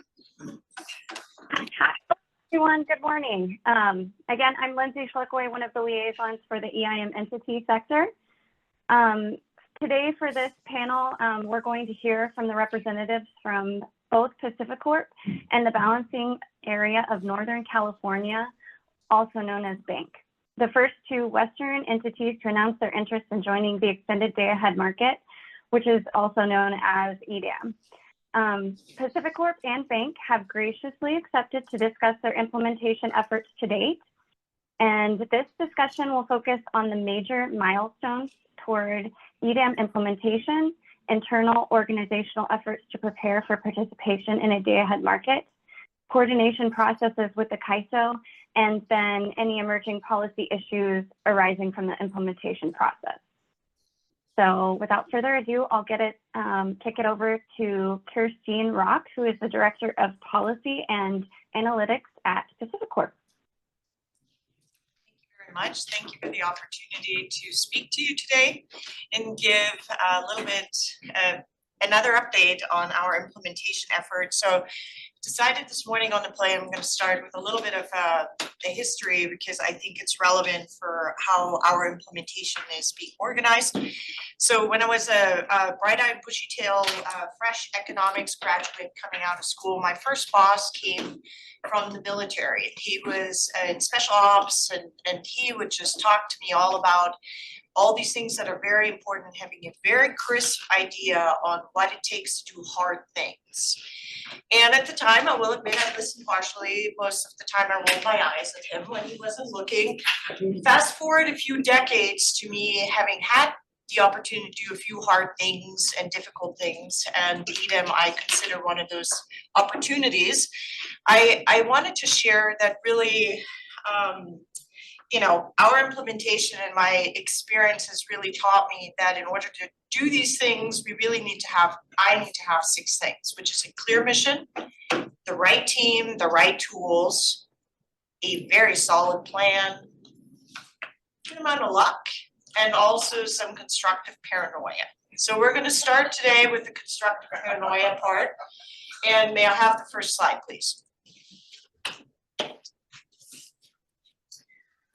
It's little. You know, constructive paranoia is constantly thinking about what could go wrong, what are the unknowns that could derail an effort such as our implementation to EDM. And I'm not going to go through all these bullets, but fundamentally, it's really not having the right team, not having the dedicated resources. All of us here frequently do not have the luxury to pull people out of the business completely. They will still have to do their operational and regular jobs and do this implementation business. Poor design and lack of system approach to how these changes need to be integrated. I'll speak a bit about the complexity of our system, which may be unique to Pacific Corp, but it is something to consider. And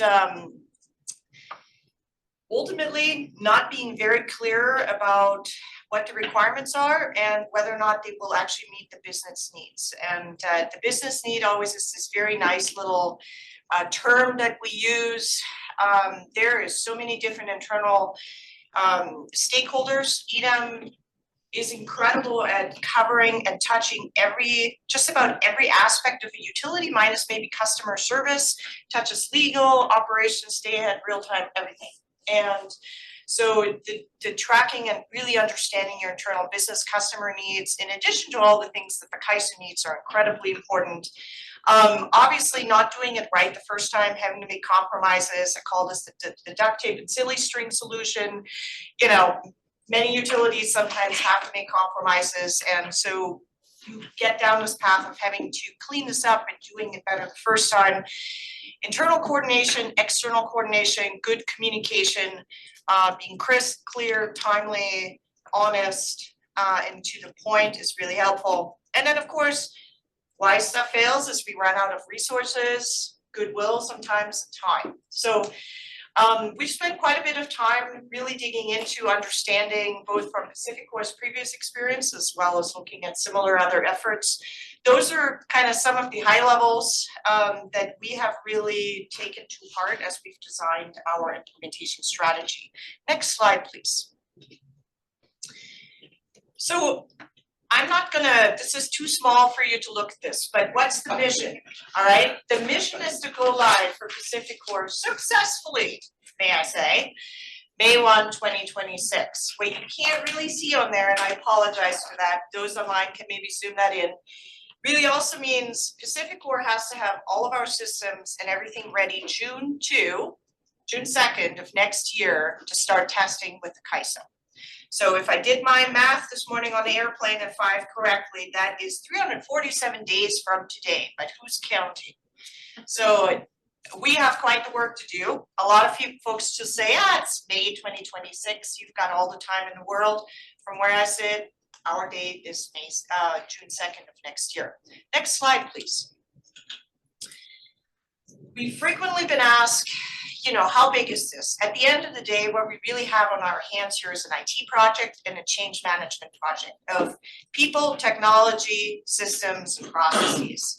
Again, sounds very high level, sounds very project management-y like. It's very common, also very complicated. What you see here is we have about 12 systems at PacifiCorp. I thought we'd identify a little bit of what each one of them do in case that's helpful. I'm also providing this here, and I believe Jim will as well, because a lot of aspiring entities come to us and say, well, the vendors I use, will they have already gone through the ringer with you in that first round of implementation? So I wanted to provide this information here so you can see it. The stuff in dark absolutely is priority vendor for us. Changes, we are already working with them. The other ones, we're still sorting out what needs to happen there. But big scope for us to figure that out. Next slide, please. So again, I don't know if I just can't read it or if it's just too small on the slide, but I apologize. So what you see here is a little bit of an arc of a kind of a maturity path of an organization IT-wise. So what you see there kind of on the grow is my previous life, which is a startup, where you actually have to build new stuff. You have ideas, you put resources, vision to it, and you build and you write code. You then go up all the way through stagnation, transformation. So stagnation, and I wish I could read it now, but essentially it has, you function in kind of a silo. Some of you may have heard me talk about the silos of excellence. We have them. Maybe some of you other utilities have a few of those yourselves. So everybody's developing and thinking traditionally in their departments, optimizing, taking care of their business as part of the whole. That sometimes leads, we also then end up finding, thank you. We also end up finding kind of innovative IT projects where sometimes departments take it upon themselves to build cool little widgets, to build stuff that connects things, makes their lives easier. People leave, they get promoted, they retire, and all of a sudden nobody knows what this thing does, why it's even there, it's not well documented. So we are going from stagnate to transform, and transform is really standardizing systems, being flexible, really focusing in on process improvements, transparency, shared knowledge management is a whole nother can of worms we're not going to even open here, but this is relevant for us because we have a very complex IT environment, as I've mentioned in other venues. We went live in 2020 and 2014 when a lot of the context and help the CAISO now provides to EIM entities was not available. Here we are again going first, and even though there's a lot more support from the CAISO, we're still figuring it out every day. So I'm providing you this here because we have very complex IT. And we're looking to make the leap from stagnate to transform. That's a bold aspirational statement, and yet we would like to make some progress towards that goal in our implementation. How much we get done remains to be seen. Next slide, please. Okay, in other venues, I've talked about kind of our philosophy for the implementation. We have a lot of other things to get done. You know, we want to build bench, talked about our staffing philosophy, how we're organized on a project management kind of core side. We have a ring surrounding it by subject matter experts in settlements and front office and many other folks that are working with the PMO together, who then span out into the actual business units. We designed it, I don't want to belabor this here, but to me, that's the internal project management team, the teams in the departments, augmented with subject matter experts, and then kind of the next rings around it are really the CAISO staff, other external stakeholders, and bank. So really doing something like this for the first time really requires all hands and a lot of smart minds. We frequently come up against problems and issues that, you know, we're all sitting there scratching our heads and said, that's a good question. Now, if we had to do this, how would we do this now that, you know, so we are, so that's kind of how we're organized philosophically and staff-wise. I have a slide here. Many of you that onboarded to CAISO or may be familiar with the CAISO's WEIM process, we are getting to use and pilot that new process, or it's really based on the existing WEIM process that's organized in tracks. You see this here. Depending on the tracks and the maturity of the project, there's quite a few meetings. Some of them we have shared with bank on some of the technical issues. But ultimately right now, where a lot of the documentation on the technical side, the CAISO is working on in parallel, as we are trying to design our systems and figuring out processes. So it's at times 2 steps forward, 1 back, or a little bit to the side, and so, but we're making good progress given where we are at and that we're first. We are, at times, the CAISO has a lot of tools, a lot of processes they get to retool. I don't want to take their thunder. At some point, they might want to present this. In some cases, and as part of my 6 is have the right team. I believe I have the right team. We have the mission. We know when and what we need to get done. The other thing is the right tools. CAISO has a lot of tools. Our vendors have a lot of tools. Civicor, sometimes we find that we need to just build stuff to make things easier for us. May I have the next slide? And so one of those examples, and all right. Sorry for the ice rain, everybody. It's really, so the CAISO, as many of you know, publishes business requirements that typically tends to be either done in Word or PDF file. One of the things we had to do early on was try to orchestrate across, you know, all of our silos, if you will, all of our departments, and figure out how to do all of this. So we came up with kind of an Excel-based approach that was very nimble and allowed everybody to see questions from the different departments. And what we really discovered is you had to use an exposure methodology to really expose to the other departments what some of the questions were from settlements, for them to then actually think through the issues that might pertain to them. So we ended up creating that. The CAISO has obviously accelerated and has kind of worked in parallel to us, but this is an example of something we ended up having to stand up to kind of facilitate better coordination internally, as well as we sent this to our vendors and had them for each one of the technical requirements put in questions they had for us, questions for CAISO. So we have essentially one big library of all these issues for the different technical requirements. Next slide, please. And I'm just going to show, I think, 2 more similarly tiny and non-legible, and I apologize. So one of the new things in EDAM is that, similar to the GRT, the CAISO, we have received the transfer definition template. So this is really the place where, for us, the transmission services team now has to register all the contracts. It's an easier process, you know, easier than done for us at Pacific Core. We have somewhere between 300 to 400 contracts. And some of the work we're doing with the CAISO right now is getting clarification on what exactly which contracts need to go in there.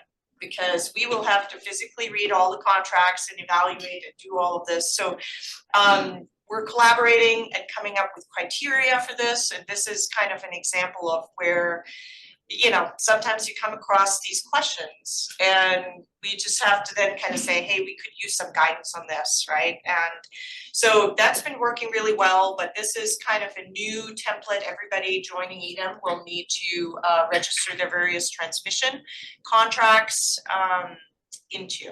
Next slide, please. Okay, and CAISO, early on in us, we decided that we needed kind of a record of truth in terms of questions.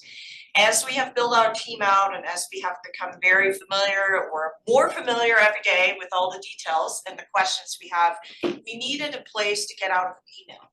And the amount of volume of questions and clarification requests and all of these things just were clogging up from a process perspective. You know, I think all of our systems. So we now have a shared Teams environment. I'm deeply appreciative of CAISO kind of working with our cyber team to figure out how to actually connect our organizations. We now have shared environments and Teams where we can upload and have shared workspaces to do that. One of those is the question log, the risk registers that we share with the CAISO. So again, coming from the philosophy of exposing information so people can see it, react to it, build on it, because time is of the essence. Next slide, please. So where are we at? And I've recently provided a little bit of an update, and I put some pressure on myself to maybe provide a bit of different perspective, some new information, so it doesn't sound like the similar thing. But where we are right now is we're really going through and mapping out in detail all the systems, all the processes, you know, documenting the spaghetti monster of the IT organization that is the utility operations in general. Making very good progress there. We're looking at test cases, scripts, we're demoing automation processes with our first kind of software applications that are coming online here later this summer, not related to EDAM per se necessarily, but we're testing options on our team on how to collaborate with the vendor, how to collaborate with our IT, how to have a more centralized testing methodology. As you may or may not be aware, a lot of the vendors like to work and say, you know, our implementation is the only one we care about, and this is the only thing, you know, in Pacific Core's case, we're gonna have to do a bunch of these things in parallel, so we are centralizing the testing and the design and all of that, which takes some getting used to, I think, for some of our vendors, and to engage in that, which is not an easy thing. We're finishing up vendor scopes, contracts. We sometimes have to figure out how to actually build in the known fact that stuff will still change. And that's a very difficult thing sometimes to figure out how to do. Making good progress. We have a mountain of foundational projects for 2024 that we're working on, everything on upgrading some metering. We're upgrading and moving certain applications to the cloud. We are issuing certain RFPs for certain software such as for forecasting or LMP forecasting services.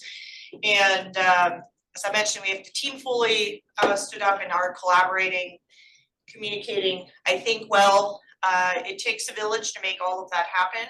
And it's at times, you know, a lot keeping the lid on all the work we have already identified. We're currently working on work plans, and that's kind of what's coming next. Each department, each internal business unit, we are coming up with kind of their requirements, their needs, what are the work streams, what's coming at them, both from the actual doing for the implementation as well as how their life will change potentially. And some departments are impacted more than others. And we're working in workshops, and some of that then embraces the change management need to already really say this will change and here's how it's going to change, and now you will actually have to collaborate with this other department that perhaps historically you've not had. There's quite a few of new roles and responsibilities to sort out. I will give you an example, and perhaps this is just related to PacifiCorp's kind of unique organizational structure, I don't know, but we are going to have our day-ahead RSE, and we have still a real-time RSE. The question then is almost, where does this live and who gets what information? How do we deal with obviously safekeeping information from third parties? How do we deal with all the data security? How do we deal with all the FERC rules associated with all of this? So, you know, in the design document saying we will have a day-ahead RSE is a pretty, you know, we worked very hard on this. It's pretty simple. The operationalizing it sometimes and really thinking through who will get what information and who needs to share what and who has what ability to make a change in the organization is something we're working on every day, and that is you know, that's some work ahead of us, shall we say. We're gonna then also map out new systems, data flows, and kind of where we're going so we can inform training needs and required system changes within our organization. So I think the last item to add, and coming back to what I started out with, is productive paranoia. Even though, actually, next slide, please. Sorry, So what you see here, I just gave an update to our executive team yesterday, I believe. So this is all the different work streams. You've seen me perhaps present on this before, but this is my assessment, our team's assessment of how the team is doing and where we are at. We have essentially everything is going fine, green. The only reason software upgrades is yellow is because we do not yet have all the contracts locked in, and I really would love to have that done, and it's way more complex than when we agreed to go first that we thought was going to happen. So that's why it's yellow. Data analytics is blank at this point. That is something we need to deal with later this year, and I have not touched. So productive paranoia, coming back to that, one of the other things we're going to be doing is I'm going to hire somebody, a consultant, to come in and every 6 months to give us a health checkup, just because I think things are going well, and my team is. As these things go, one of the things I've learned is you fall in love with whatever you work on. And it is very important, just because I think things are going well and we are all convinced we do not have the option to fail here. So we're going to be hiring an external consulting firm every 6 months or so to come in and really root through all the work plans, everything, to give us an assessment of what we might be missing. And so we have ample time to adjust and to integrate. So with that, I'm going to stop, and I hope Lady Luck gives us that 6 piece for that implementation. Thank you for your attention. And I'm handing it over to Jim, I think. All right, well, good morning. I want it to be afternoon. Good morning. Again, my name is Jim Shetler. I serve as the General Manager for the Balancing Authority of Northern California. And I want to thank Rick for inviting us to this session today. One thing you'll probably pick up as we talk up here is each EDAM entity kind of views that it has individual issues, and those issues are unique to it and therefore have to be addressed both by us and the ISO. And so, not wanting to disappoint, I will talk about our unique issues and how we have to address those. Next slide, please. Not quite as bad an eye chart, but I thought let's talk about bank and what bank is and isn't. So if you look at the bank footprint, we are a registered balancing authority. We're a registered planning coordinator. We serve as the EIM entity. We will serve as the EDAM entity when we go live with EDAM. We are not a load serving entity. We are not a transmission service provider. Within that footprint, that bank, there are 6 load serving entities, plus Guapa Sierra Nevada region. There are 3 transmission owners, each with their own individual load. As you might guess, the complications starting to add up. The other thing you'll note up there, and I think this is unique for bank, we have 2 sub-balancing authorities. And I think if you go to the NERC standards, you will not find that defined anywhere in the NERC standards. And this is a creation of this came out of the creation of bank, that when we joined WAPA and SMUD, They each retained their own ACEs, and they manage that, and then we integrate that to an overall ACE for the balancing authority. We have interfaces with the ISO, with the balancing authority to the south of us, TID, a relatively small balancing authority to the north of us called Bonneville. And one reason I want to talk about that is the interconnection to Bonneville is a thing called the transmission or the California-Oregon Transmission Project. It's a 500 kV line, one of the 3 lines that join California and the Northwest. We are not planning on putting that in EDAM to start with. And the reason we're not planning on doing that, number one, right now, Bonneville doesn't appear to be running headlong into EDAM. And secondly, the ownership complications around how you manage transferring that over to a different operation is a little complicated. So we've elected not to do that. The reason I wanted to talk about these is each one of these additional entities and arrangements complicates how we implement EDAM. It's certainly complicated how we implemented EIM, and it will do so with EDAM. Next slide, please. So organizational structure for us, I do serve as the executive sponsor on behalf of the organization for EDAM. We have an overall market committee. So each participant in the market has a representative to that committee. We have legal support. We have brought in an individual from Utilicast to provide program management resources for us. And then we have where the work really gets done, the project management team and the team below that. They're right now meeting monthly. We're going to be moving towards bi-weekly. Again, each one of the participants has representation. I failed to mention, we do this also through the fact that, or the advantage that we have 0 employees.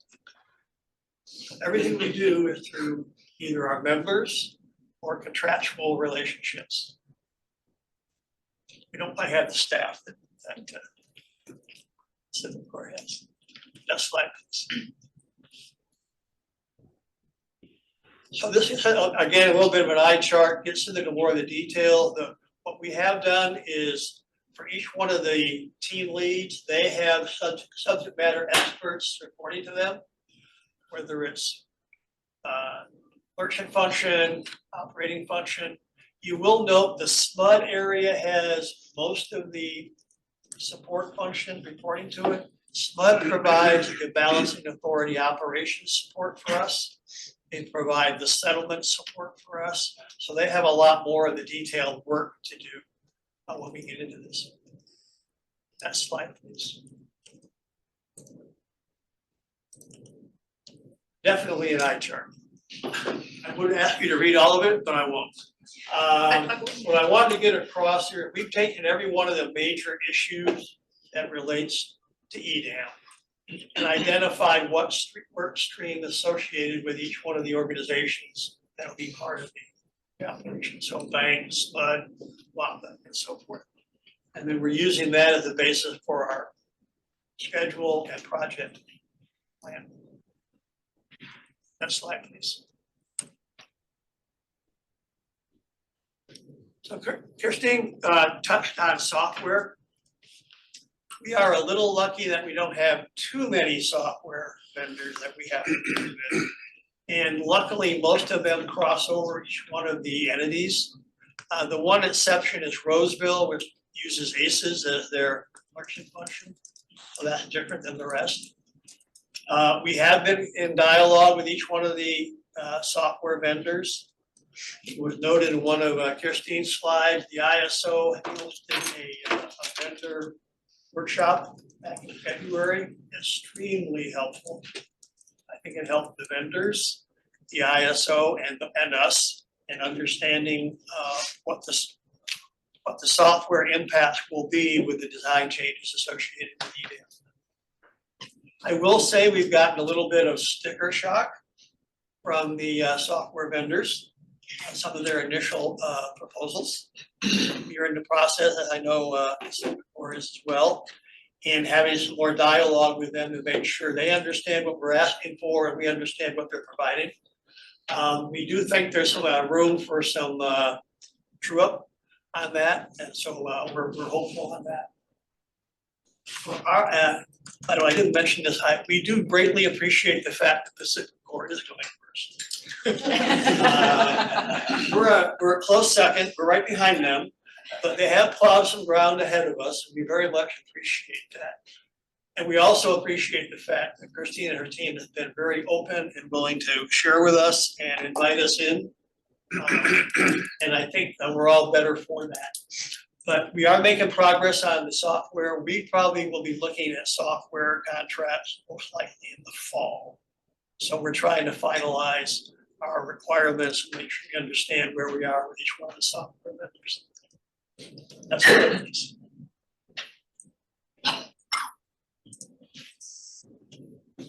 Next slide, please.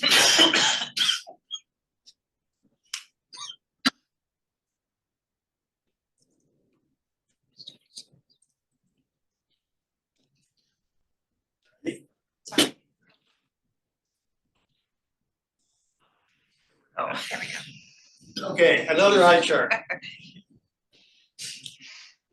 I mentioned all the entities that are within bank and their functions.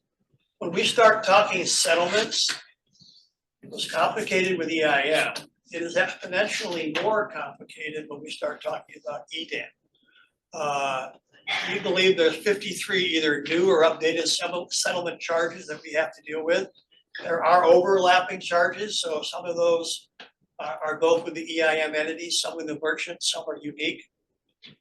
One of the first things we are doing as the ISO is issuing the details on the charges, is working our way through how we would reallocate those charges within bank.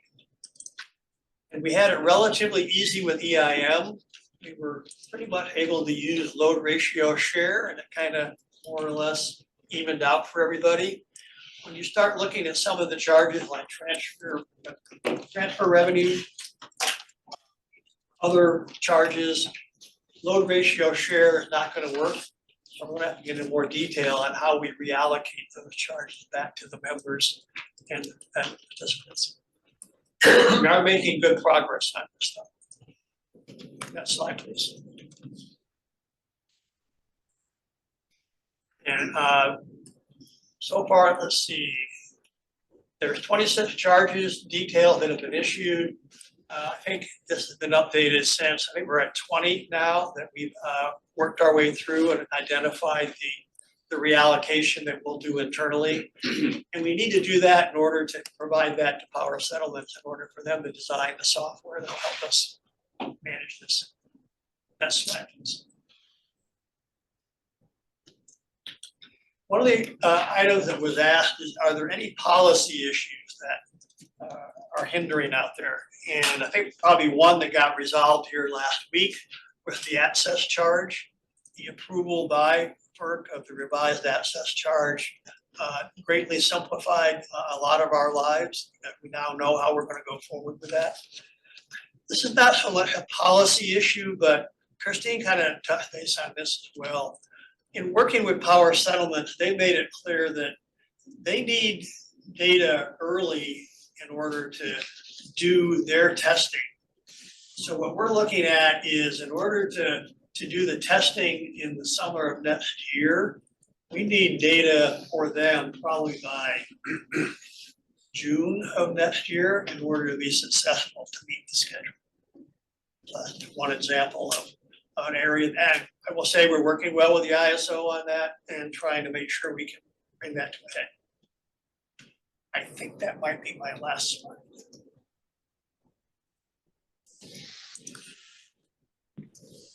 We'll assume it is. Questions? All right. Well, thank you so much, Jim and Christine, for the presentations. I think that was excellent information. I want to first open it up to any of the liaisons to see if they have any questions. Very well. Let's see if I may. Vijay. This is very helpful and thank you, Kirsten and Jim, for your updates. Is there anything you've learned from your EIM entry that has made you revisit where there's efficiencies and going into the day-ahead market, though they are different products?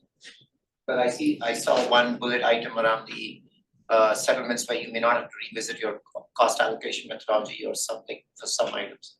But process-wise, structure-wise, is there any new investments you're having to make that Infundry didn't think about, even though you're still joining the same market operator, but at a day-ahead level? So I'm just curious if there's anything fundamental that has been beneficial from the EIM experience, or fundamentally very different that you never had to deal with.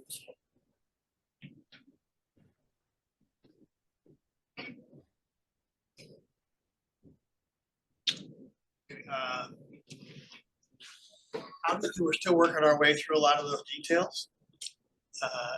Having done EIM obviously makes it easier to do EDAM, but it's a lot more complicated. I think probably the other issue that's the big concern is 1% with one issue when you're talking about dollars associated with 5-10% of the market.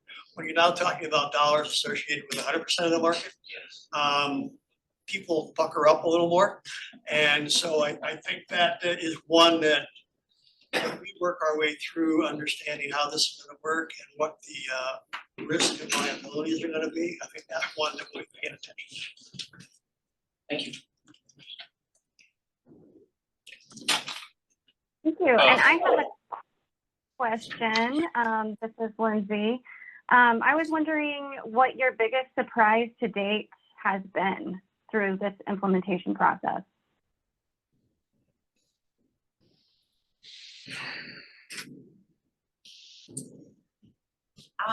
I would say, I'm going to answer this as an individual here. I think my biggest surprise has been is that, we made the announcements to go, as Pacificor to go first many, many months ago at this point. And, I still encounter in certain departments, and I still encounter lots of people that we're still saying the message that this is happening. And I think because this is such a big effort, I think it is so transformational to our organization. I think one of the bigger changes is that important communication, even though I believe we've done a nice job in communicating, has never been enough. And I think it's just the ongoing inertia sometimes, and is something to consider, and that has really surprised me. And this is not in any way a negative thing on Pacificor. I think in any large organization that has a strong operational component, it has a lot of tasks that have to happen in a certain way to smoothly operate. Pulling these people out and then asking them to design something and then to conceive of how this might wholesale change is not always as much as I would like to. I like these things, and this is attractive work for me. I recognize that is not necessarily an easy thing to conceive of in all cases. So I think sometimes, just because sometimes I would say the organization has made at the leadership level the decision to go, does not in all cases always mean that you don't have many months of communication internally to get everybody on the bus, if you will. How about you, Jim? I'm just sitting here thinking about what surprised me. I don't know that anything's really shocked me or surprised me. I guess one thing I will note, probably the external chatter around where other parties are at and where decision making is and all that. I think I've been a little surprised about how long it's taken others to come to the conclusion on where they're going. So that one kind of surprised me a bit. But as far as the actual project itself, no, I don't went into this with my eyes wide open, and I haven't been totally surprised yet. Okay, thank you. Are there any other questions from the liaisons? Yeah, Josh Walter, EIM Entity Liaison. Question for Jim. The decision, at least initially, to limit transfer capability with BPA in EDAM, does that have a trickle down effect in transfer capabilities of EIM, or do you still plan to keep the ETSR relationship with Bonneville in EIM? We'll still keep the EIM ETSR, yes. And any decisions on, and I'm sorry, I don't know this off the top of my head, or I don't actually know if I've ever looked at it, but in terms of capacity values within the ETSR, will there be, have you started to think about decisions on where or what capacity will be either nominated or donated into the Still working ETSR? on that, still working on that. Thanks. I think we have one question, Lindsay, in the room. Go ahead. I'm gonna go ahead. Sure. I just had, I guess it's a question for Lindsay and maybe Kirsten. As Berkshire Hathaway energy companies, is there any benefit to Pacificor going first, you guys figuring all this out, and now NV Energy comes in, or is it like two separate animals? Lindsay, would you like to go first? Well, I hope there is, but I honestly don't know yet. Well, Probably. on a practical, oh, go ahead. Oh no, I was just saying probably there's probably not, but I'm hopeful. You can go for it.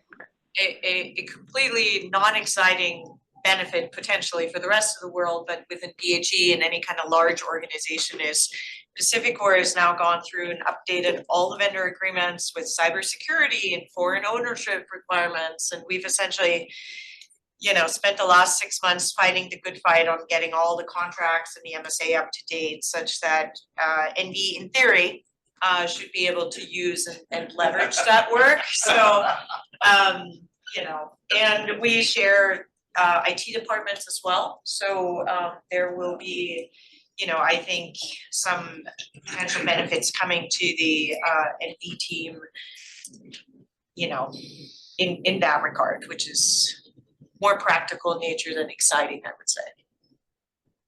Kirsten, like I might add to that I think Pacificor has been more than generous with their time and sharing their lessons learned with all committed EDM entities. And I think while there's probably some synergy from having the same parent company, that Pacificor has just been, particularly generous both in EIM and now with EDM, from paving the way and then sharing those lessons learned so that we can catch up much more quickly with our own implementation projects.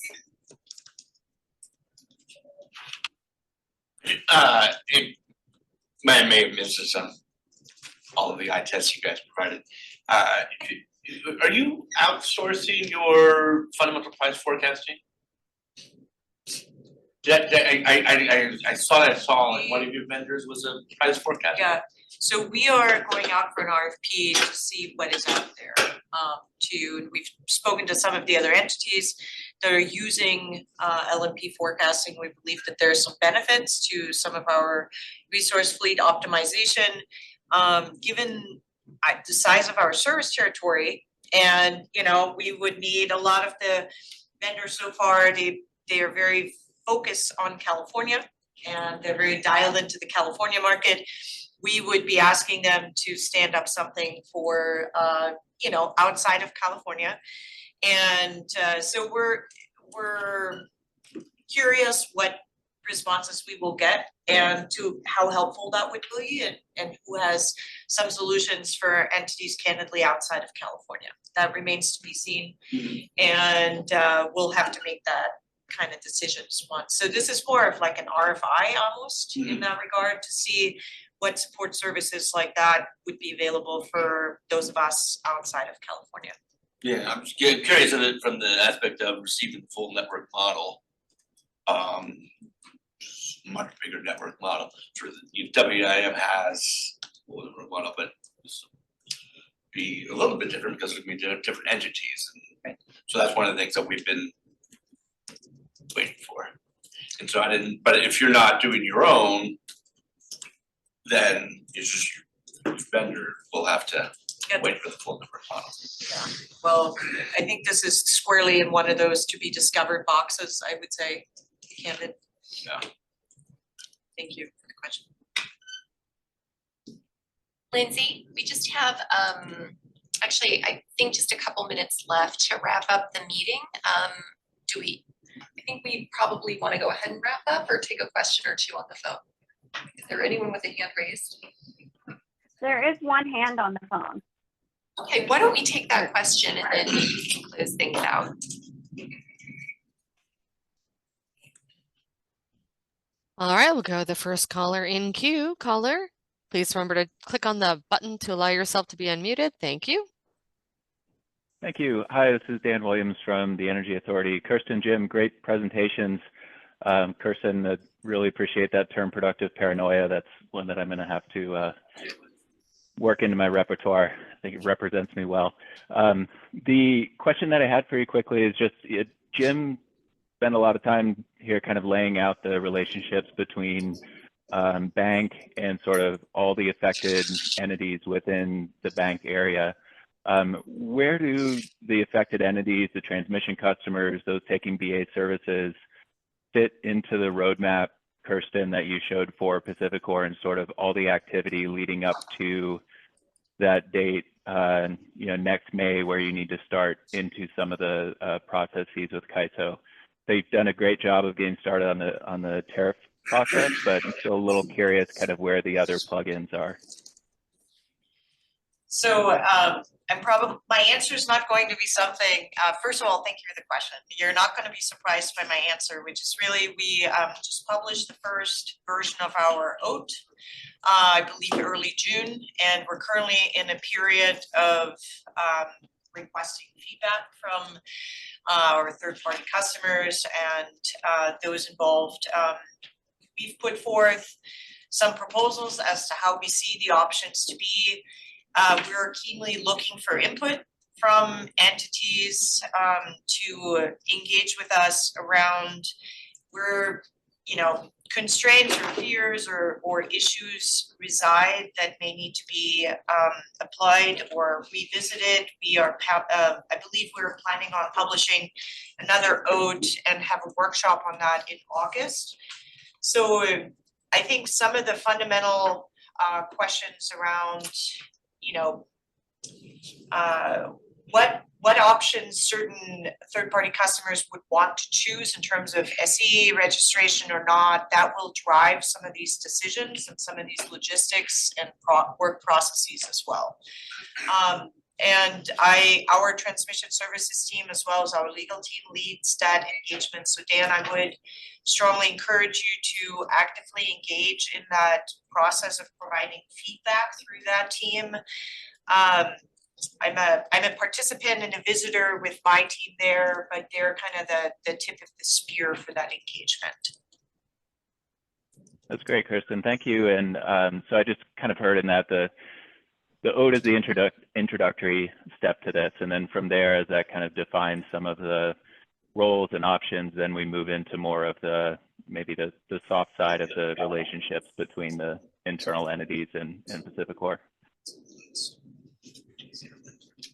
That's probably a fair interpretation, yes. Thank you so much. Thank you. So with that, I think we're ready to wrap up today. Thanks very much again to Idaho Power for hosting us. And thanks to the ISO team, especially Holly Taylor and Sienna Levine, for handling all of our many logistics to make this meeting happen. Thanks to all of our speakers and to the liaisons who did a great job putting together two really interesting panels. Our next RIF meeting is taking place on October 29th in Sacramento. It will be held in conjunction with the ISO Stakeholder Symposium. So look for an agenda and information about what topics we'll be covering, and encourage everyone who's planning to be at the symposium to make sure you come a day early so that you can join the RIF discussion as well.